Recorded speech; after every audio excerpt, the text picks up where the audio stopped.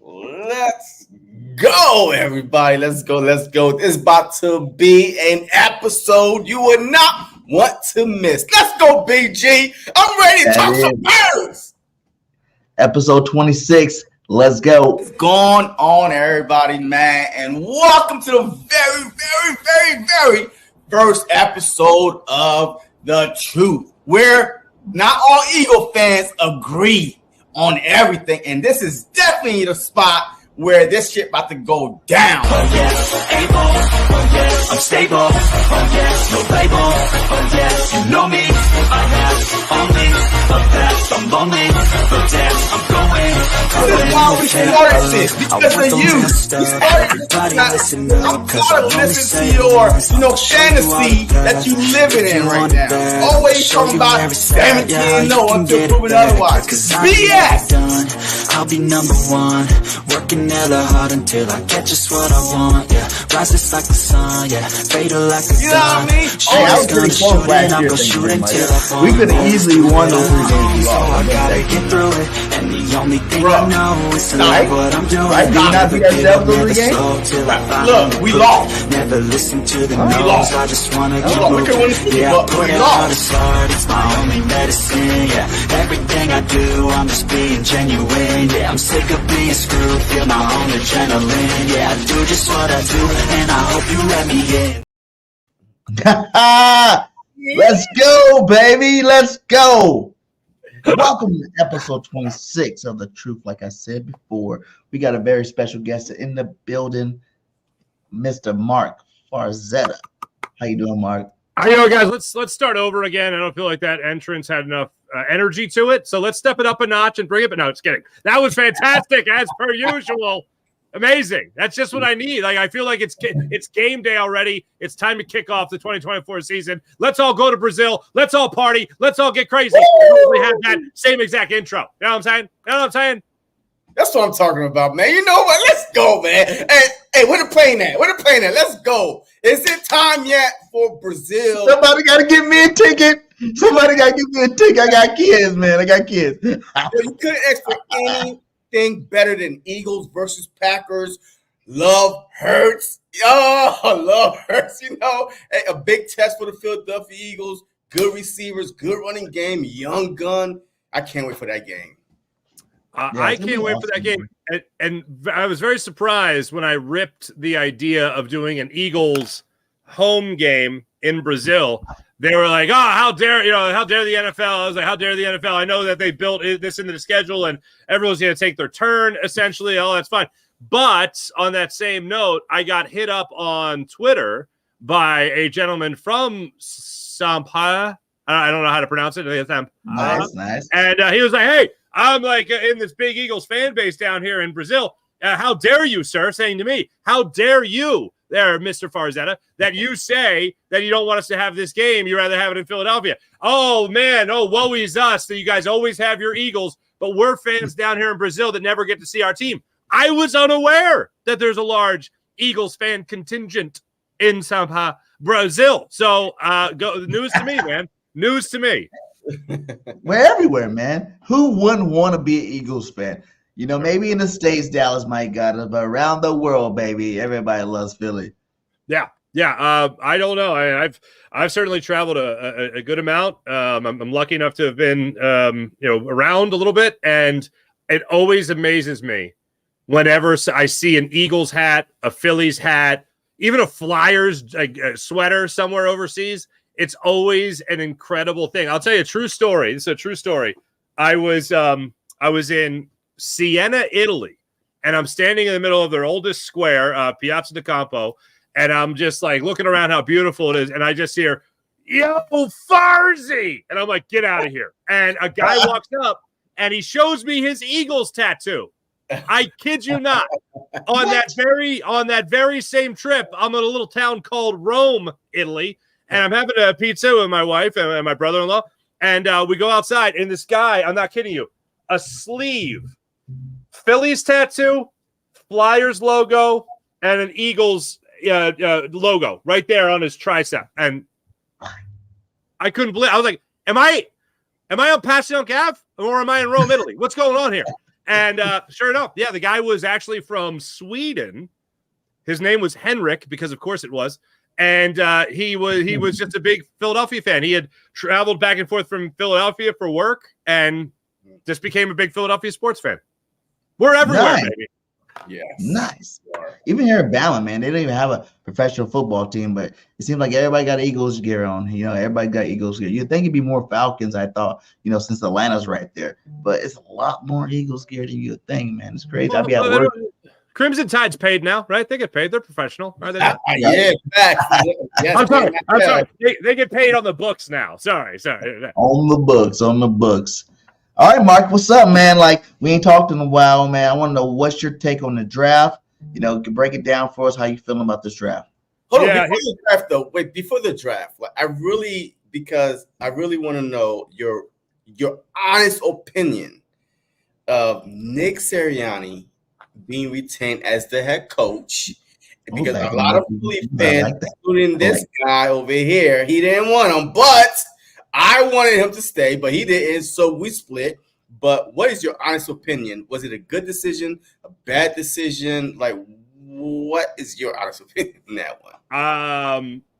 I was for moving on from Nick Sirianni. I did not want Nick Sirianni back because I'm a wise man such as BG. No, I did not want Nick Sirianni because it just to me seemed like, hold on a second. I understand that he'd been to the playoffs all 3 times. I understand that he had just come off a Super Bowl appearance, but the collapse at the end of this year was also historic. And he was taking all this heat and all this blame for making the change at defensive coordinator. I still don't think that was all on him, but I don't think you can once a boss or anyone that is supposed to be in a position of authority, once they are undermined, there's no going back. It's like if I don't know. There's been a bunch of examples like this in pop culture, but when it comes to an Eagles locker room, once I heard Hassan Reddick say making that change to the defensive coordinator was the higher ups decision. To me, that doesn't mean Nick Sirianni. To me, that means Howie Roseman, Jeffrey Lurie. That means the front office. So I think Nick Sirianni went into that locker room and said, look, we're status quo. Everything's going to be fine. We got this. We're 10-3. We're going to roll. And then all of a sudden you make a change at defensive coordinator and everybody is confused as all get out, including Hassan Reddick, who was shocked when media members said to him, hey, it looked like a lot of guys on the all-22 were really confused about when they were supposed to be and when they were supposed to be out. So what's the deal there? And he gave a look like, oh, damn, they caught that? Oh, that's not good. And I think a lot of that goes back to the head coach. So I was all for the Eagles moving on from him. But here's why Nick Sirianni is back. Okay. Nick Sirianni is back because he does the number one thing the Eagles head coach is supposed to do. Makes Jeffrey Lurie and Howie Roseman feel pretty damn important and feel pretty much like they run the show. Because let's face it, as we all know, they run the show. So Nick Sirianni does that number one thing on the objective, on the resume. What it should say is, it's your team. I'm just happy to be here. And that's what Nick Sirianni is, unfortunately. Now, I am not going to go down the path of, and I know this totally sounds like the opposite of what I just said, but I'm going to say this. I don't look at Nick Sirianni as if he does nothing. I don't look at him as some glorified mascot, but he is a guy the Eagles feel like they can work with, and Howie Roseman and Jeffrey Lurie. The unfortunate part of that is, to unpack it a little further, is that then the Eagles have themselves in this vicious cycle. So if the Eagles have a great year, which I think they are going to have a great year, I think they're going to go back to the playoffs. I think Jalen Hurts and this offense is going to be great. You mean I can't remember a time in the NFL where a team had a really good season, let's just say short of a Super Bowl win, but a really good season, and then they fired the head coach and hired the offensive coordinator or even the defense coordinator. I know it's happened during a season where an interim is taken over. Antonio Pierce is an example of this right now with the Raiders. He's taken over during the season, and they go, oh, look, we found somebody. You stay on. So the Eagles might be in a vicious cycle now where they just have to constantly change offensive coordinators, because with these offensive players that have been assembled and now kept together by Howie Roseman for the foreseeable future, this offense is going to be pretty damn good for the foreseeable future. So Kellen Moore might be the first of, did I say first? The third of like 17 more offensive coordinators that Jalen Hurts is going to have. You know what I'm saying? So that's pretty bonkers to me. So I was against it. but he does that number one thing. Okay. Yeah, but you see that what you just said too. It's like he came in because he's supposed to be an offensive guru. He was supposed to come bring his offense that's going to be so electric, and take this team to the next level and all this stuff. And he had to bench himself, with Steichen. Absolutely. He had to bench himself with Steichen. Yeah. Then Steichen goes off. He brings in Johnson. You think it's going to be better, and it's not better. It's worse. And it's just like, yeah, why are you going to, new coordinators without getting rid of the head coach? I thought for a number of reasons, the Chip Kelly era in Philadelphia really changed Jeffrey Lurie. It changed him because I'll never forget actually hearing the owner of a football team talk about emotional intelligence and talk about opening your heart. Mm-hmm. Is this Camp Kumbaya or is this the NFL? I thought it was the NFL. Now, the Eagles, in applying that type of philosophy, happened to win the franchise's first ever Super Bowl with a guy who was emotionally intelligent and who had a wide open heart in Doug Peterson. Yes. So they want to kind of continue that trend with Nick Sirianni, I think. But until this team hits a wall, until they start to lose, Nick Sirianni isn't going anywhere. I agree. All right, now back to more current news. How are you about these draft picks, man? Like, we need to know what Farzetta's take on these draft picks. My take on this is our job was a lot more fun, fellas. Our job was a lot more fun when Howie Roseman sucked at his job, but now he's like good at it. Yeah. So I hate saying attaboy anybody that's a manager or a coach or a general manager, whatever the case may be in Philadelphia sports, because it's much more fun to act like you're the smart person. But damn it, Howie caught up with all of us, I guess. He has done himself a hell of a job with the draft. Look at it. Like, my first thought after the Eagles got Quinyon Mitchell was, okay, wait a minute. They get arguably the best corner in the draft. They really needed a corner, and the best player that was still available was Quinyon Mitchell, and they got him. And this is a year? This is like the next year after Jalen Carter went to the Eagles. Like, how did the NFL let that happen? And then the following year, Quinyon Mitchell is let to go to the Eagles after the run of offensive players for like the first 14 picks. Mind-blowingly crazy. And also, that's now, let's see, this year, last year was Jalen Carter. And then on draft day 3 years ago, not only you get Jordan Davis, who still has a lot to prove as far as I'm concerned. Yeah. The talent's there. The stamina has to follow. And they also get A.J. Brown. Like, Howie Roseman, ever since Jalen Reagor, and I will hold Jalen Reagor over the head of Howie Roseman forever, but damn, oh damn, oh damn. What he was able to do in the last three drafts has been spectacular. Even he broke drafting Jalen Hurts. Phil, here's where you get into this is where you get into the article or the argument of this. And this is where you really have to pull focus with people. And I'm sure you guys deal with this in your comments, people you deal with in your everyday life, people that talk about results, but they don't talk about philosophy. Okay. Mm-hmm. So Howie Roseman, idiotic, moronic violation of philosophy. Okay. To draft a quarterback after you just signed one to like $110 million in Carson Wentz. Yeah. Okay? Philosophically, that's dumb as hell. Okay. But I thought it was a smart move. How? You know why it's a smart move? You know why? Why? Because we were paying backups who are trash big time money. Why not just get a guy in the draft? We were getting Chase Daniels big time money as a backup. Nick Foles, all these guys. I'm not saying Nick's trash, but you know what I'm saying? Like, we had these low quality McCown as a backup. We had all these guys that were not. We're getting like you don't draft a backup in the first right. A high quality backup. You'll save money that way. We didn't have to pay Jalen Hurts $10 million off the jump. We had to pay Jalen Hurts what? What's a rookie contract when in the second round? You know what I'm saying? Like, he's only making like $5 million. So now you got money to allocate other spots. But you already those veterans are veterans and they've been around for a reason because they can at least play, they can manage a game or two. To draft a rookie into that, you're only doing one thing. You're lighting a fire to the guy who was supposed to be your franchise quarterback in Carson Wentz. And you already know that the guy is mentally weak. You couldn't even have Nick Foles come back here in Philadelphia because the guy had won a Super Bowl. You didn't want him backing up Carson Wentz. Like, that was not for Carson. Carson Wentz literally telling people of the coaching staff as the report came out, I don't want to do any of that Nick Foles crap. You know what I mean?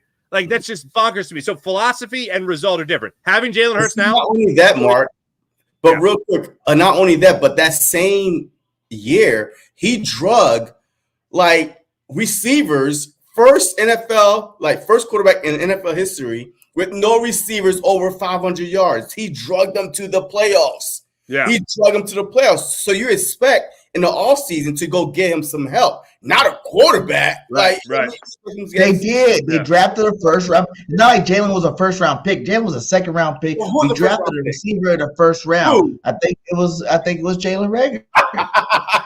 You made my point. Okay, wait. It's easy to say now. I know it's easy to laugh at it now because Jalen sucked. Reagor sucked. But at the time, he was a high caliber receiver, and they made the wrong decision. Only to the they made the wrong decision, but they didn't. It's not like they didn't go, hey, I'm gonna help Carson first. No. You know what I'm saying?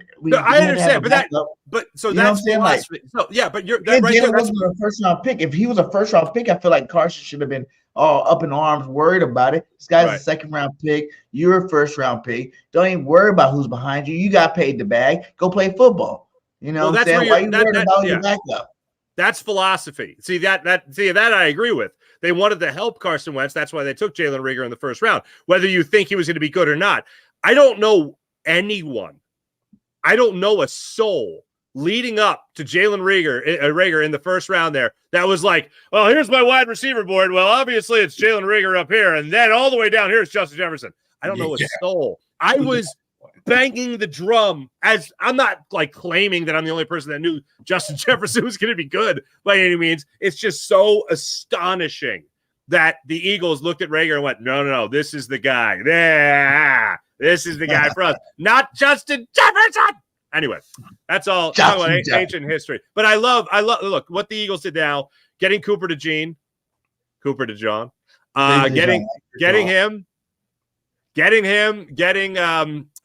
still getting Jeremiah Trotter Jr. in the 5th round. All that stuff. Like Will Shipley, like a lot of these guys. And I am really intrigued by Jalix Hunt. I love that he is supposedly Daniel Jeremiah was talking about how much Vic Fangio is really high on him. He's one of his favorite players. Vic Fangio didn't go into details about players that he really helped scout. How he said, hey, here's some players I'm looking at. Anyone you're looking at? Yeah, okay, cool. And then that was it. He didn't go into any more detail about that in his press conference last week. But I really like this draft. I mean, to me, I think you got 2 long-term members of your secondary. I will say it like that. I would say Quinyon Mitchell will be your starting corner opposite Darius Slay. James Bradbury probably as of June 1st. They're just gonna eat a big old bag of cash. The Eagles on James Bradbury. It's just gonna be see you later, James Bradbury, deuces. And then I think the long term. I got asked this question recently. Long term, with Vic Fangio being here, maybe even you see a little bit of it this season. Cooper DeJean, I think, ends up playing safety a lot in his NFL career. He's extremely versatile. He's not the quickest in terms of being able to throw those hips open, and he's aggressive, and he is physical. Safety position for me and Cooper DeJean, kind of long-term, but not too long-term, makes a little bit more sense. And plus, the Eagles are pretty, I don't want to say they're stacked by any means at the cornerback position, but they have a lot of guys that I know could play corner that can't play safety. I know Cooper DeJean can come over here and play corner, but I also know he can go back there and play safety. So I think that's it. If a season goes on the way a season always seems to go, you get the injuries, they start mounting up. You have a versatile player like that. Odds are Vic Fangio will be moving him around. That was my question too. Was Mitch Rodgers starting this season? Like, to be honest, my personal opinion, neither one of these guys start.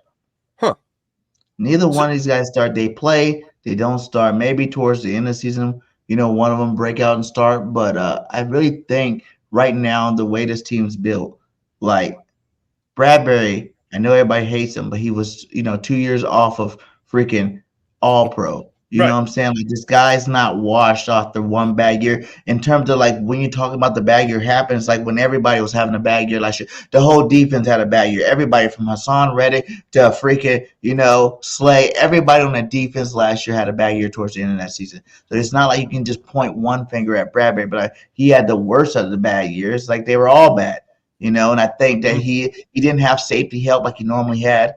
Before the year before, when he had, CJGJ back there, Blankenship, no one knew of him. So he actually had some good games back there. He didn't have that help back there like he did last year too, which you shouldn't need someone to make your game better. But everybody knows it's a lot easier for cornerbacks if they have, talented safeties behind them. Now this year you go in there, you got CJ back. I'm saying? You got Blankenship back. You see, Sidney Brown's back this year. He's going to be healthy enough to start the season this year. So I think you have enough talent back there now. Plus, if you want to throw in a Cooper DeJean back there, I don't care which way it's shaped out in the back end, but I still feel like it's going to be Bradbury and Slay starting this season off, and maybe even, Rogers in the slot, or, I don't really feel so good about Maddox in the slot no more. I'm just tired of Maddox. I think I don't even know why we re-signed him back. I feel like there's enough cornerbacks back there to give one of those young guys a shot. But, even then, you still got Ricks, you still got Job, you still got Ringo, all these cats back there that can play that cornerback position. But I don't think off the jump, I think we're going to go with experience first. Vangio's old school. He's going to want that experienced cornerback in there. I think he's going to start out with Slay and Bradbury. Now, are these guys going to be the starters towards the end of the season or even next year? I can't speak on that. But I will say starting off this season, it's going to be Slay Bradbury. No, I don't think so. There's no way the Eagles draft a cornerback, the number one cornerback, in my opinion, even though BG think that Terrion Arnold is, or else if he was that good, he would have went to Alabama. According to BG, if Mitchell was that good, he would have went to Alabama, even though Nick Saban tried to get him in transfer portal if he did hit, but he didn't hit. But anyways, I think that there's no way the Philadelphia Eagles draft a corner that high and have him sit and have a Bradbury that's, his aging a little bit, had a bad year. But also, if you have to depend on safety to help you out every freaking down, then you're not that good. Yes, because like the previous year, I understand he was an all-pro, whatever, but we was also getting pressure. We had 70-plus sacks, like third most in NFL history. Like, we had never seen this before. Third most in NFL history that also, contribute to him having a good year. So you can't solely depend on that, because you saw when we wasn't getting to the quarterback, our DBs was like getting cooked left and right in time, all that stuff. So that's why I think that this draft was highly defensive, that we went on defensive side, which I said that we would. And then the following year, you could do whatever. But this draft was defense for a reason, and Vic Fangio had a hand in a lot of these players. To your theory, you might as well start this guy at cornerback. You might as well start this guy at cornerback right here. What's his name? The boy name is Sean Stevens. Sean Stevens. You might as well. He led the nation with 18 interceptions the last 2 years on some, D2 school. So if you want to go small school just because of talent, this guy has all the talent in the world. He got the talented bloodline and all that stuff. So why don't you go think about starting it? He just got signed to a 3-year contract. You might as well go get that if you're down with the small school stuff. Like, for me, cornerback, everybody wants to say this guy's the next Sauce Gardner. Sauce Gardner went to Cincinnati. It's not that small of a school. You know what I'm saying? Like, everybody watched Cincinnati game there. What, in the back, Big 12 or some shit? Something like that. You know what I'm saying? This is not – Sauce Gardner was a star. Everybody knew he was going to be a star. That's why he was drafted in the top, 10 picks.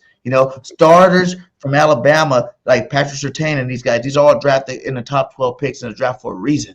You see that no matter what, no matter if you need a quarterback, no matter if you need what defensive end, whatever, you're going to go draft this guy if you got a draft pick, early in the top 15, top 12 picks. And that's why they're drafted there. There's a reason why the first draft pick was my guy Latu, who I really thought the Eagles should have moved up and got. If you want to make a statement this year, you go get a guy like Latu to help these defensive ends out and, help our pass rush out. But there's a reason why he was the first. And he was the first at 15? So, no cornerback was even drafted until the 20s. So it's like there's a reason they were drafted that high too as well. These guys are not elite like these other guys, like a Sauce Gardner, like a Patrick Surtain. Like, they're not those type cornerbacks coming into the league this year that's going to come in and lock down your best receivers right off the jump. Fair enough. Yeah. But, we will see. Like I said, we will see. I hope both of them end up being good. Like, you got two of them. Oh, no, they're going to be they're going to be terrible, and they're going to be the worst things ever. It's going to be awful. But, who are you cutting? Who are you cutting, Farzy? James Bradbury is not going to play for the Philadelphia Eagles anymore. James Bradbury is gunzo. Gunzo. Two things I learned during the press conferences. Number one, I didn't realize Toledo ran a Fangio scheme. One of the things Quinyon Mitchell said was, yeah, we're going through everything now, but a lot of this is familiar to me. And I was like, okay, interesting. The other thing is the maturity level of Quinyon Mitchell is also very interesting because the communication, this is what you talk about Avonte Maddox.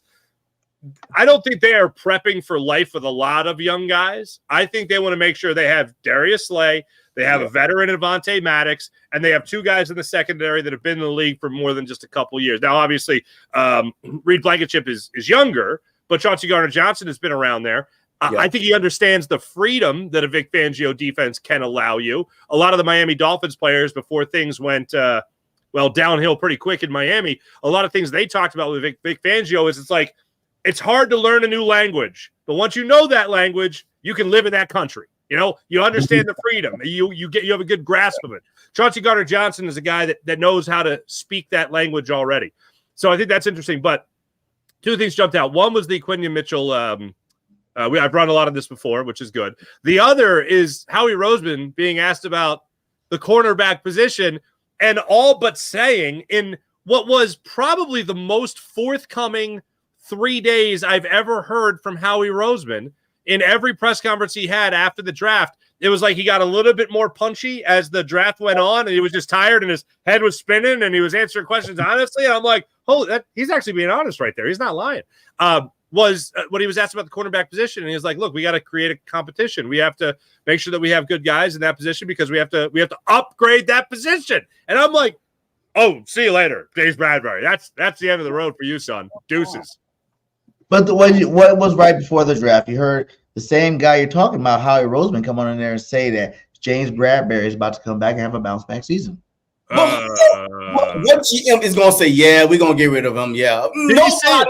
Nobody. Did he say that? Did he say that, or did he say he's under contract? He's under contract. He did say that. He's like, yeah, we're confident in Bradbury, and Bradbury's, he was an All-Pro 2 years ago, and he's going to come back and have a bounce-back season this year. That's what we're hoping for, and that's what Bradbury wants to do this year. He probably just got on the phone with another GM trying to get a third-round pick. That's probably what just happened before he said that. Exactly. I got to run soon, but hit me with any other questions you have for me. But one more thing. All right. Yeah. I'm sorry. Enough. Do you think the Eagles did enough at the linebacker position? No. Better. Oh, okay. It's like, in all honesty, I'm tired of attempting to be Paulie Pom-Poms when it comes to the linebacker position. Like, guys, I mean, how old are we now? You know what I mean? Like, this isn't something they care about. I wish it was. The only thing, if I had to really nitpick about the first two picks in the draft, like, I like Cooper DeJean. I like that he's here. But, man, Edgerrin Cooper, I was waiting for Edgerrin Cooper to drop in a very Nakobe Dean-esque, type of drop where, oh my God, he's not even going in the second round. Oh, damn, what's wrong? Oh, he went in the third round. How about that? But it didn't. He went 5 picks later to the Packers, if I'm not mistaken. So if they wanted to take a linebacker, he was right there. Yeah. He was right there. It was for the taking. And you saw, I'm sure you guys watched the draft video of Howie Roseman and Jeffrey Lurie nerding out over, can we get Cooper DeJean? Oh, Carolina's on the board. We're not going to get him. Oh, they didn't take him. And then I believe they did like a bro hug for like 20 minutes. I think Jeffrey Lurie did a backflip, which is pretty impressive. He must do yoga. And then you drafted him. And they're that excited to have him. Look, I understand. I understand in this day and age, they just don't. Nobody really values linebacker that much anymore. I think of all the people that should, it's the Eagles who have been deficient in that area for a long time. The one thing I will say about Jeremiah Trotter goes back to an immediate connection to Vic Fangio. Communication in his okay, look, Quarters. We're going to hear a lot of quarters, okay? Not blitzing. Oh, they don't blitz. We're going to hear that a lot. Let me introduce two more buzzwords for when you guys are talking about Vic Fangio, when everyone's talking about Vic Fangio. Okay, we know about the quarters. We know about lack of aggression, lack of blitzing, blah, blah, blah. All right, let's introduce a new word. Communication. Communication is going to be paramount with these receivers, or excuse me, with these corners, covering receivers, everyone that's going to be a defensive back, even a linebacker dropping in the coverage, they're going to have to understand communication and understand what the overall philosophy of the defense is. So that communication has to be paramount in that. The switches that are going to go on, reading what's in front of you, relaying that to everything's going to be paramount. The other thing is discipline. One of my biggest takeaway of being out in San Francisco and watching those 49er teams with Vic Fangio and him running that defense was discipline. There was none of that, like guys over pursuing on the edges. There was no guys shooting the wrong gap, whatever the defensive assignment was, and later it would come out, yeah, I went to the wrong gap, whatever. All that stuff. They are a very aggressive, a very smart, well-disciplined defense. That's a Vic Fangio defense. Yeah.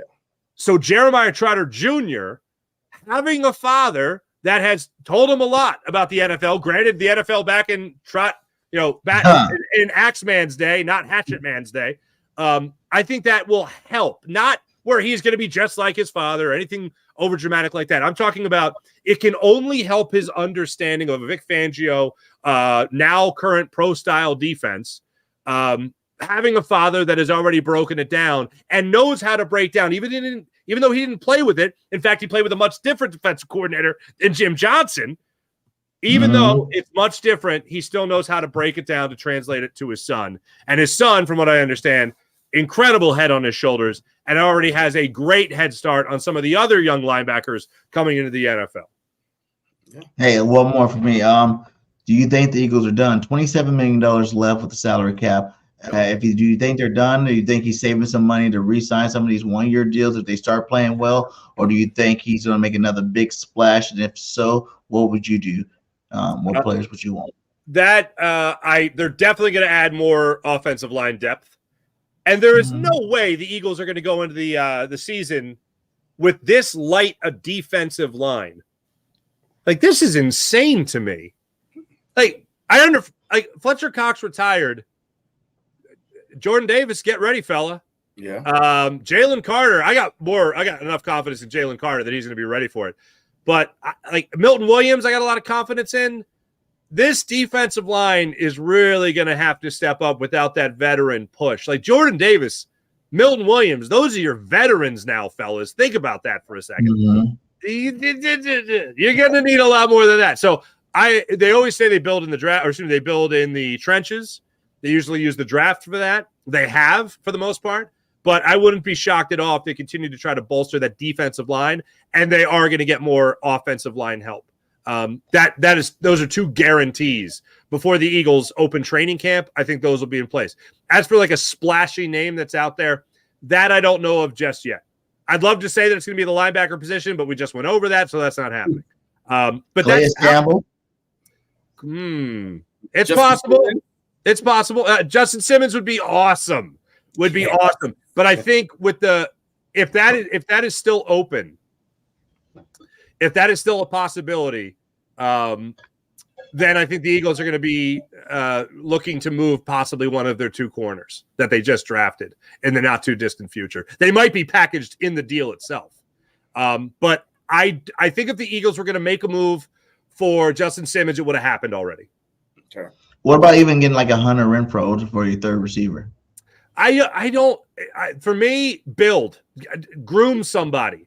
I want to be able to put that awesome all Madden team together, and you're pretty close with this Eagles offense already, right? Yes. Yeah. But, I mean, I hate saying this because, we've only experienced one Super Bowl in our lifetime, fellas, but we're pretty spoiled with this offense. And when people start arguing, or not arguing, but when people bring up the third wide receiver, I'm like, I'm cool, man. Yeah. Like, let's develop some of the younger guys that are out there. Let's give some of those guys an opportunity. Let's see what a guy like Will Shipley could do it at that spot. Let's see what some other guys that might be running back / slot receivers. See what they could do.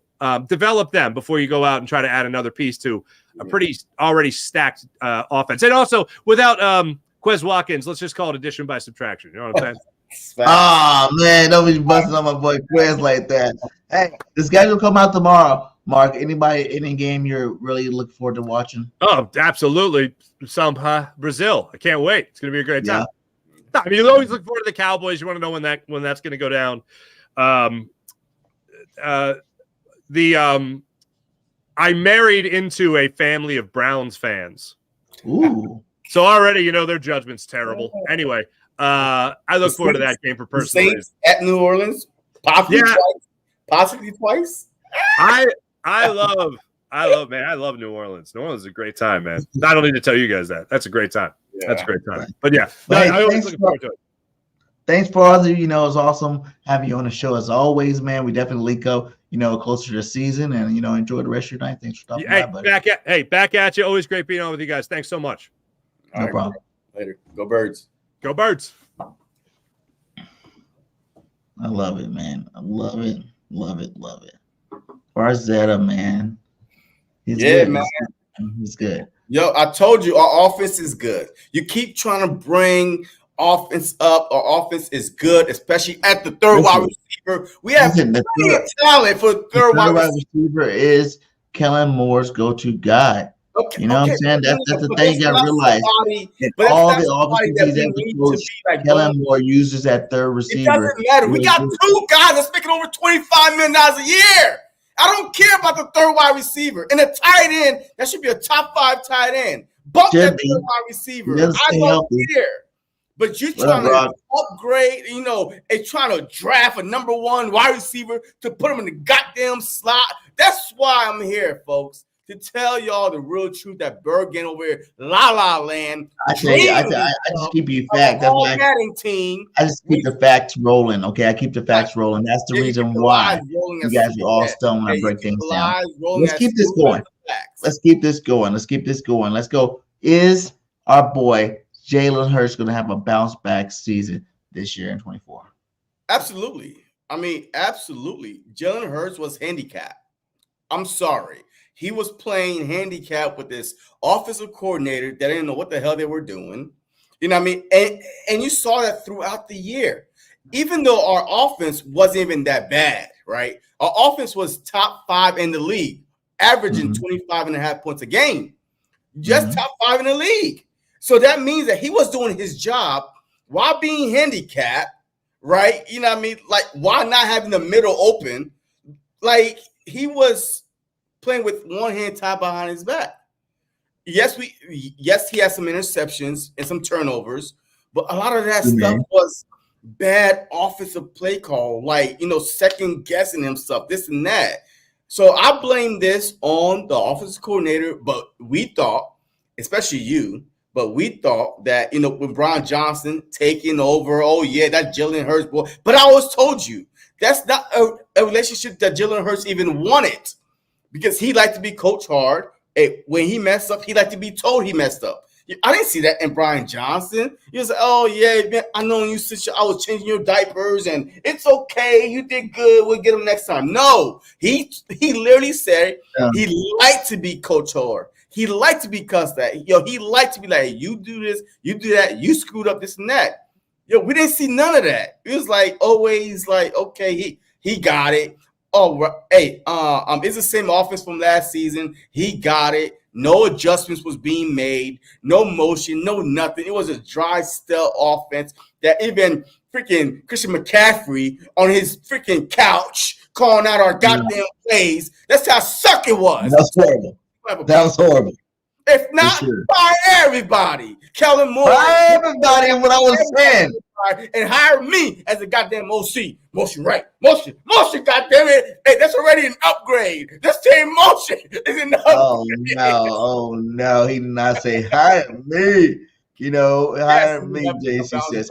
That being said, he's having his bounce back season. I do believe Jalen will come back this year stronger than ever. Even though it's going to be a new coordinator, I feel like the team, the whole dynamics of this offense, not only it's gonna be the first time new coordinator, but we gave him more toys. You know what I'm saying? Like he got some young receivers up for that third spot. You know, plus a couple of veterans. You got Saquon Barkley coming. You got Will Shipley coming. Like these are got to be guys. Saquon's one of the best backs in the league. You know, he's one of the best pass blocking backs in the league. He's one of the best runners in the league. He can catch the football. He can do it all. You know, and I think he's going to have a monster this year too as well. But you know, I think that's really going to open up this passing game, you know, and I think you're going to see Devontae and AJ do it again, you know, both 1,000 yards 3 years in a row. You know, I think Devontae's going to have some more touchdowns this year, and Jalen's going to have less turnovers this year. That's what I'm hoping for. I feel like the biggest thing from last year to this year is Jalen's health. Last year, Hurts was not healthy. You know what I'm saying? Like he was hurt the whole damn season. The year before, he wasn't healthy either. Like I mean, like the whole damn season. Like the year before, he was hurt at the end of the season. He was hurt towards the end of the season. This was like the whole season he was hurt. You know, and I'm looking for him to be healthy this year. I think just that little bit of thing, plus the pressure, Saquon's going to take off him because, like, yes, we've had 1,000-yard running backs the last couple of years, but none of them to the lights of Saquon Barkley. I think he's going to have a bigger impact than people he can even imagine right now once he hit that football field. Okay, so real quick, hey, let's listen to this. All right, I don't know if you heard it already or what, but what is your take on what this Acho guy said about Jalen Hurts? All right, you ready? Let's go. This is a good quarterback. All right. All right. So hold on. All right. So what is this? He's good enough to get you there, but not good enough to win it. All right. So okay, let's just take the elite off the table. According to him, I'm not taking the lead off the table. Jalen Hurts is the lead quarterback. Huh? So I'm not taking the lead off the table. Jalen Hurts is the lead quarterback. Okay, well, all right. So you can keep it on. All right. So if we're talking about his take, right? Because he did respond back to my tweet, by the way. I did, you know, like I did tweet him, and I was like, wait a minute, where did you was you sleeping? Like, was you sleeping when the Super Bowl was going on, right? And he was like, man, let me find this real quick because I really don't want to get this mixed up right here real quick. Oh yeah, Nina, y'all hit that like, hit that subscribe, share this content, you know, go over to all the channels, hit that like for us, you know, that'd be much appreciated. Keep this content going. All right. So this was my tweet, right? And you see, so I was like, this is such a bad take by Acho. I guess you were asleep during the Super Bowl that Jalen Hurts played in. All I saw was an historic performance, you know, good enough to win, but defense decided to wet the bed. He retweeted me back, right? He retweeted back and was like, elite is a top 10%. Jalen Hurts is not top 3 quarterback in the NFL. You would even say that. Regarding the Super Bowl, there were some incredible moments, but as the defender, I can't overlook a fumble for a touchdown, which was anywhere from 7 to 14-point swing. And I was like, even after that fumble, he still gave his team not one, but 2 10-point, lead. Am I correct? If defense get one stop, we're not having this conversation. And Hurts would be Super Bowl MVP. So is Lamar, Burrow, Herbert, just to name a few, are they elite? You know what I mean? So like my whole thing with this is I don't know what they're going off of anymore, right? You said that he's good enough to get you there, but not good enough to win it. But then there's only one guy that got there and won it. It's Patrick Mahomes. So are we going off passing touchdowns? Because total touchdowns, like you said, Jalen Hurts is set in NFL history, NFL records. So what is it? What is it? So, and that's what I wanted to find out. So in your mind, just based on what he said, do you even understand what the hell he's saying? No, Acho's talking out of his ass. Like he does that from time to time. Sometimes he's giving him love. Sometimes he's just talking silliness. Like, what do you mean? You're trying to say he's like a Dak Prescott or something like that? I'm not sure. He can't be. And never pass it back. And make it back to the divisional round. So he can't be. Yeah, I think, when you look at it, it's like Jalen Hurts was not the reason why we didn't win the Super Bowl. And all the people that keep saying, oh, it was the fumble. It was a fumble. It was a fumble. Really? I was going to say you're going to keep saying it was the fumble the whole time. Really?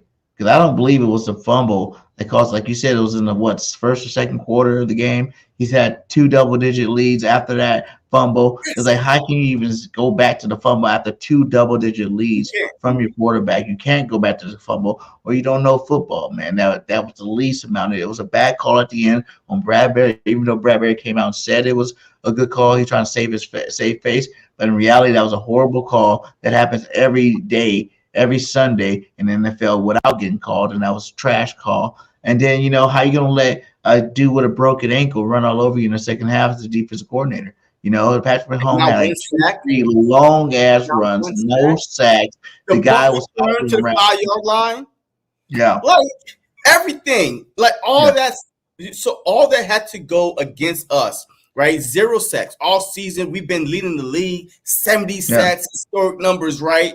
Not one game without a sack, in the regular season. And then in the Super Bowl, a punt return all the way down to the 5-yard line. No sacks, the field. Mm-hmm. And he still, was accounted for 4 touchdowns. And then you're going to say he's not good enough to win it? That was he should have won the MVP on the losing team. Like, people always just goes with Jalen with the whole Russian thing don't count. It's like, I don't know how people do that part. I don't understand just because he's a quarterback why it has to all just be from the passing. Like you say, 38 touchdowns, that's a lot of touchdowns, period. You know what I'm saying? Especially when your running backs getting double-digit touchdowns. And you got all these other guys, cats out there getting touchdowns. It's like, come on now. It's like, you got to add everything with him. Will he ever be your 4,500, 5,000-yard passer? No. But that's not his style quarterback. There's different styles of quarterback. There's the Peyton Mannings that like to stand there in the pocket, throw 4,000 yards every season. You got the Tom Brady's that didn't even start throwing big numbers till they had Randy Moss. He's winning Super Bowls without throwing big numbers. Just being consistent, conservative, dink and dunk type quarterbacks. It's just what you got. And we got one of the best quarterbacks, one of the most elite quarterbacks, breaking records. His winning percentage says it. His overall, rushing and passing over per game says it. It's like he's broken records every year, every week. Yeah. It's like you hear another Jalen Hurts record being broken from a guy his age. So he's still young. He still got some more time to develop. I do think he will get to the 4,000-yard mark eventually here shortly. If not this year, maybe the next year. I do think he has that good of an arm to do that. If you think about, you take away 15 interceptions, right? You're looking at completions, and those completions would have been more yards, which would have got him over the 4,000 mark. So I don't see Jalen throwing 15 interceptions anymore or having 15 turnovers anymore. No. I think he's going to be a lot more cleaner this year. Kellen Moore is going to help him out. You look at when Kellen Moore was at Dallas, they had a great offense. You know what I'm saying? Like, they had, like I said, the first receiver did good, the second receiver did good, the third receiver did good. The 2 running backs were awesome at the time. And I see the same thing happening here in Philly. So I think, like I said, Jalen's going to have his bounce back year. Everybody's going to shut up again or going to keep talking. Because I don't think, even if Jalen Hurts wins the Super Bowl and throws for 4,000 yards and does all this stuff, I doubt anybody's still going to give him the respect he deserves, and in this league. So you can always be here. I think they will. Look, even if he doesn't throw for 4,000 yards or have, over 40 passing touchdowns, I think that they will give him his respect because, one, he's a Super Bowl winner, right? He's a Super Bowl champ. So you have to automatically put respect on his name. But at the same time, will the argument change? Is it now, okay, hey, you got to pass for 4,000 yards? Because Hurts did not pass for 4,000 yards, and they won the Super Bowl. You know what I mean? And, so now his team's going to be just like Lamar, right? Teams kind of draft quarterbacks to be dual threat quarterbacks. But then when you try to be dual threat, you get ding on that because you don't throw for 40 touchdowns, but you run for 15 touchdowns. But that don't count because you get pushed in the end zone, which is bullshit. You know what I mean? That's the thing that's pissing me off, right? Again, pushing the end zone or running for 5-yard or 10-yard touchdown, it's a score. So that's in my check at the end of the game. Is whoever had the most score win the goddamn game. And that's how we lost in the Super Bowl, because we didn't have the most score. Yeah. And Jalen Hurts have some of the best runs in the NFL. You know what I'm saying? You can look at other guys like Nick Foles when he won his Super Bowl. I know he was a backup, but, Nick Foles was never a 4,000-yard. Brad Johnson, Trent Dilfer, there's a lot. Eli Manning, I don't even think was consistent 4,000-yard quarterback when he won 2 Super Bowls. So, It's like there's no real way. As long as a Super Bowl is a team sport. Like you said, Jalen Hurts had the best Super Bowl by any quarterback ever, and lost. So, besides Tom Brady, I think the year he played us, Tom Brady threw for like 500 yards and lost to us. So all them yards throwing and all that, all that stuff doesn't matter if you don't win the football game at the end of the day. And that's a team sport, So, until our team is ready to win that Super Bowl is when our team's going to be ready to win it. And I think, this year we have a good opportunity of doing that. Yeah. I mean, look, I'm all for it, man. Bounce back, a bounce back season for Jalen Hurts.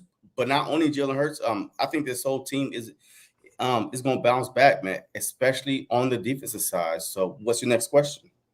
The next, what we got up here? We got skip the schedule to last. Let's go Kellen Moore and Vic Fangio. What is your take on him after finally hearing them after this offseason? Everybody's like, we haven't even heard our coaches say anything. Are they really our coaches? You heard them talk. You heard them come out there. Are you confident that these are two guys? Look, man, hey, like I tell people at work, I'm from Missouri, right? I'm from the Show Me State. The Show Me State, even though I'm from Jersey, but it is what it is. You know what I mean? Hey, they have to show me. All right. Vic is talking some, it's some spicy stuff, right? Everybody is gonna learn his base defense, right? And then, he's gonna make them learn different positions. I love it. So, like I told y'all before, we don't have Birdgang in the kitchen. You got JC in the kitchen. I taught Birdgang how to cook. You got me in the goddamn kitchen. I'm the chef. Birdgang is not the chef. Y'all don't let them hype you up. Like you said, bringing that passion, energy, bullshit. Birdgang is a super I tell the truth of the truth, baby. I tell the truth of the truth. I'm back. I'm back in the kitchen. Don't worry about it. It is what it is. So Vic Fangio, he's the chef. He knows exactly what he's doing. Like, this draft was heavily handpicked by Vic Fangio. I don't care what anybody says. The positions, the no-name players, right? You know what I mean? That he picked. This is his guys that he could turn water into wine. Hey, you saw that linebacker with the Dolphins. You wanted him on the Eagles.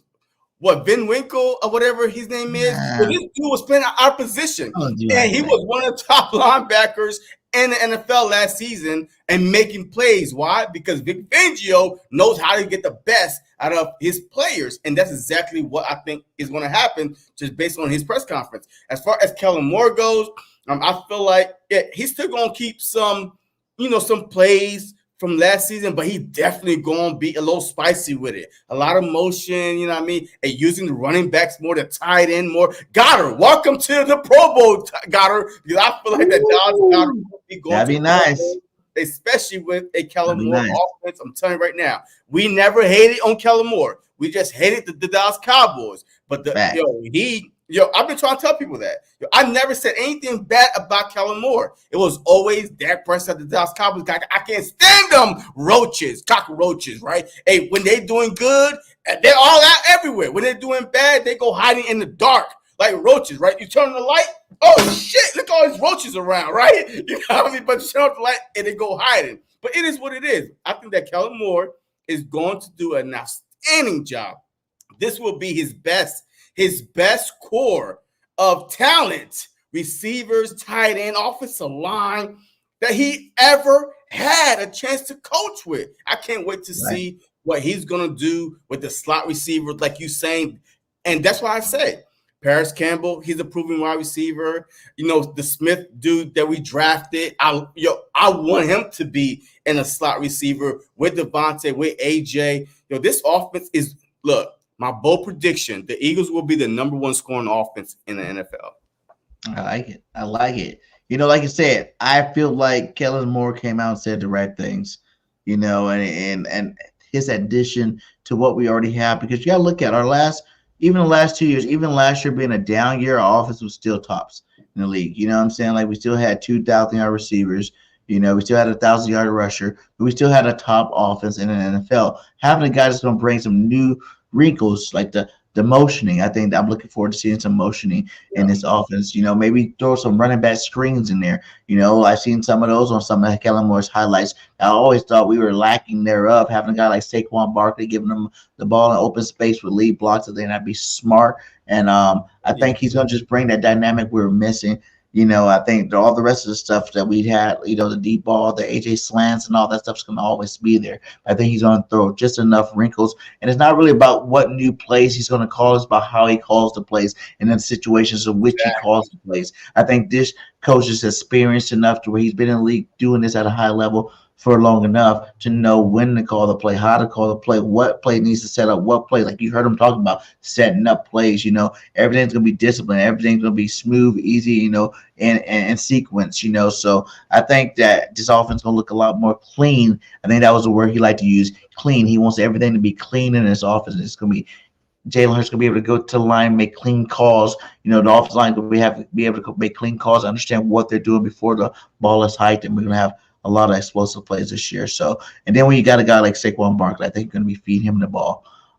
Vic Fangio, man, he gave me that old school vibe, that old school football vibe. He's like, basically, I loved it. I loved it when he was just like, you see it now, like basically calling all the players now pussies. At the end of the day, he's calling them all pussies. He's like, these guys don't want to do nothing. You know what I'm saying? They think they're over glorified and whatever, that they don't have to do nothing. If you want to work hard, you got to work hard from the beginning to the end. You know what I'm saying? We need people that are in here just gonna be dogs, working hard and, understanding, how to listen to your coach. If the coach tells you to do this, you go do it. You know what I'm saying? You don't be a diva about any of it. Don't complain about any of it. You know what I'm saying? It's bad enough. Like you said, we don't have enough padded pack practices. We don't have enough, practices in general where we can even do anything besides helmets and shorts. You know what I'm saying? Like the NFL's turned a lot softer due to injuries, and you're going to have to make the most with the time you got. And from that time, he wants people to be going out there, landing on the line, hitting people, hurting people. You know what I'm saying? They want old school thumping football. I think he's going to bring back a different style of football because he's going to get the most aggressive, most, smart defenders on our team to be starting this year. And they go out there and have a great year. I just feel it like he's old school. And I love that old school vibe about him. Like you said, there's a lot of people that run variations of his defense, but it's never been his defense, because he doesn't even really have a defense. He changes his defense from team to team, scheme to scheme, you know what I'm saying, place to place as he goes. So it's like you might have, a little tinkle here or tinkle there. But the good thing is we brought disciples over the last couple of years to get ready for him. You know what I'm saying? Like the last 2 years we had JG, we had Decide. These are all guys teaching the same kind of technique for the chef. You know what I'm saying? Like you knew how to make, you got the recipe, you learn more parts of the recipe until you get to the chef. Now he's going to show you the whole recipe, and now you're going to have everything you need to know. With JG, we did lead the league in sacks, okay? That's one part of it. Decide early, he was making decisions early in the season. You know what I'm saying? He was able to come back at halftime and make adjustments and come back and help us win football games. Now you're meshing that together and throwing it into the pot with the head chef, and he's going to come up and cook some defenses up this year. Yeah, I mean, the one thing that stuck out to me with Kellen Moore press conference was like a lot of these plays are going to be dummy plays. He's just trying to get the defense to think. Like a lot of these motions are just to get the defense out of position, and that's what I like, right? I mean, so if this guy, all right, it could be the same play, but he's just moving there, and now he was, oh, shoot, is it the same play? Now the defense is switching everywhere, and then you snap the ball, the defense is out of position, and it's the same play without going through all these little, extra plays, just trying to change your play because of the defense. I think the defense is going to change your defense more than the Eagles are going to change the play for the defense, and which what is good because now it's less thinking for Jalen Hurts because he's reading the defense. He's like, okay, all right, boom. It's the same play, but the reverse side. You know what I mean? Because the defense already switched, all confused. So I like the fact that he wants to play mind games with the defense, and that's what's going to make us even better. Open holes up for Saquon Barkley, open holes up for a lot of people. And I'm telling you, this might be this might going to be the best offense we ever seen as a Philadelphia Eagles team, because this is the most talent we ever had. Yes, since you said that about Saquon, will Saquon be a top 3 back on the Eagles this year? I hear a lot of noise, on Twitter, on YouTube about Saquon's not really that good. He's injury prone, even though if you look at it, the last couple of backs the Eagles has been injury prone, except for when it came to our team. DeAndre Swift was injury prone until he came to the Eagles. You know what I'm saying? Like everybody else was injury prone until they get to the Eagles. So I think you can take that side of it out of it. Just the talent alone, high draft pick, superstar potential. And I think they even showed like if you looked at it, do I have that clip in here? Did I save the clip?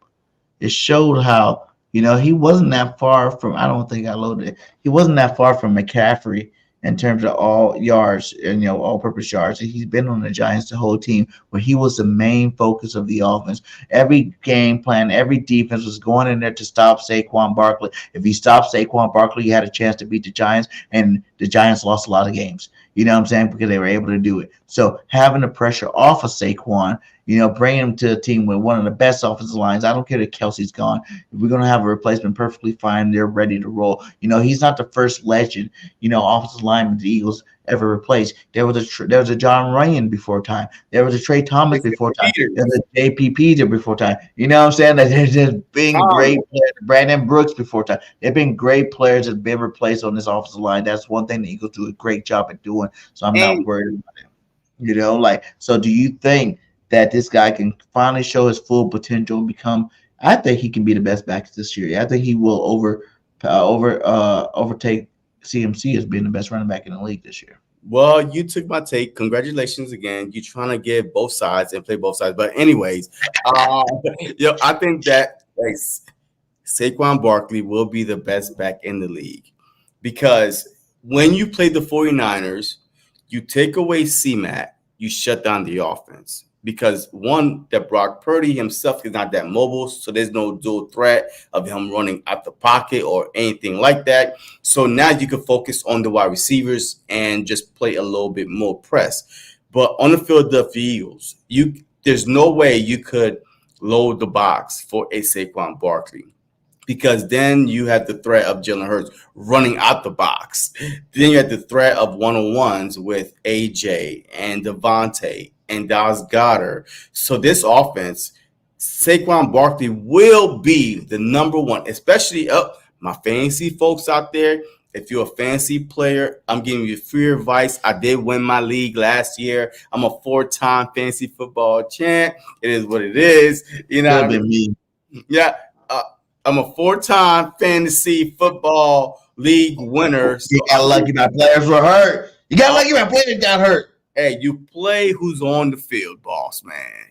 If whoever's on the field, you play. But like I was saying, but Saquon Barkley will be the best back, because not only that he could run and catch, but he has weapons around him that don't allow the defenses to only game plan for Saquon Barkley.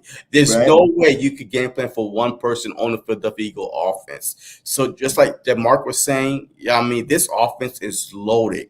It is borderline a cheat code. It's unfair for defenses to go up against. So that's why the pressure is on Jalen Hurts this year to perform, because you have no excuse. Like, you have a good tight end, some wide receivers, and the best running back in the league. When healthy, the shiftiness, everything, the speed, the squats. This dude got tree trunk for legs for days, right? Yeah. So, there's no way he would not be the top back, and he might win Offense Player of the Year. Another bold prediction from your board right now. Saquon Barkley will win the Offense Player of the Year next year. I like it, man. I think it's possible. It's even possible he can win MVP. He's a running back, so it's hard. Running back can do it too. Yards, all-purpose yards as a running back, almost 2,500 all-purpose yards from Saquon. But then who had almost? Then Christian McCaffrey almost had that though, or probably had that, and But still didn't win he almost had 2,000 yards. But that's been on done. purpose yards. Yeah. Interesting. You realize that the 2,000 mark has been done before. You know, you have Marcus Clark do that, LaDainian Tomlinson do that, Brian Westbrook do that. That's good, but it's rare. But it's not like it's never been done to when you. But if you go 2,500 all-purpose yards, you know, which you can do. Like, I think I said it last year, and I really should have said it. I'm saying it more this year than for last year. It was like the year we went to the Super Bowl was more defensive strong. You know what I'm saying? It was that defense that, you know, the offense was good. Don't get me wrong. The offense was good, but the defense was really that juggernaut part of the team. 70 right? sacks, bro. Come on. You can't take that away. I think this year with all the young development of the defense, the offense is going to be so damn good. The offense is going to lead the Super Bowl and going to win it for us. You know, like you look at the Kansas City Chiefs, like their defense was good, but the offense always wins it for you. And I think this is going to be the year the offense wins the Super Bowl for the Philadelphia Eagles.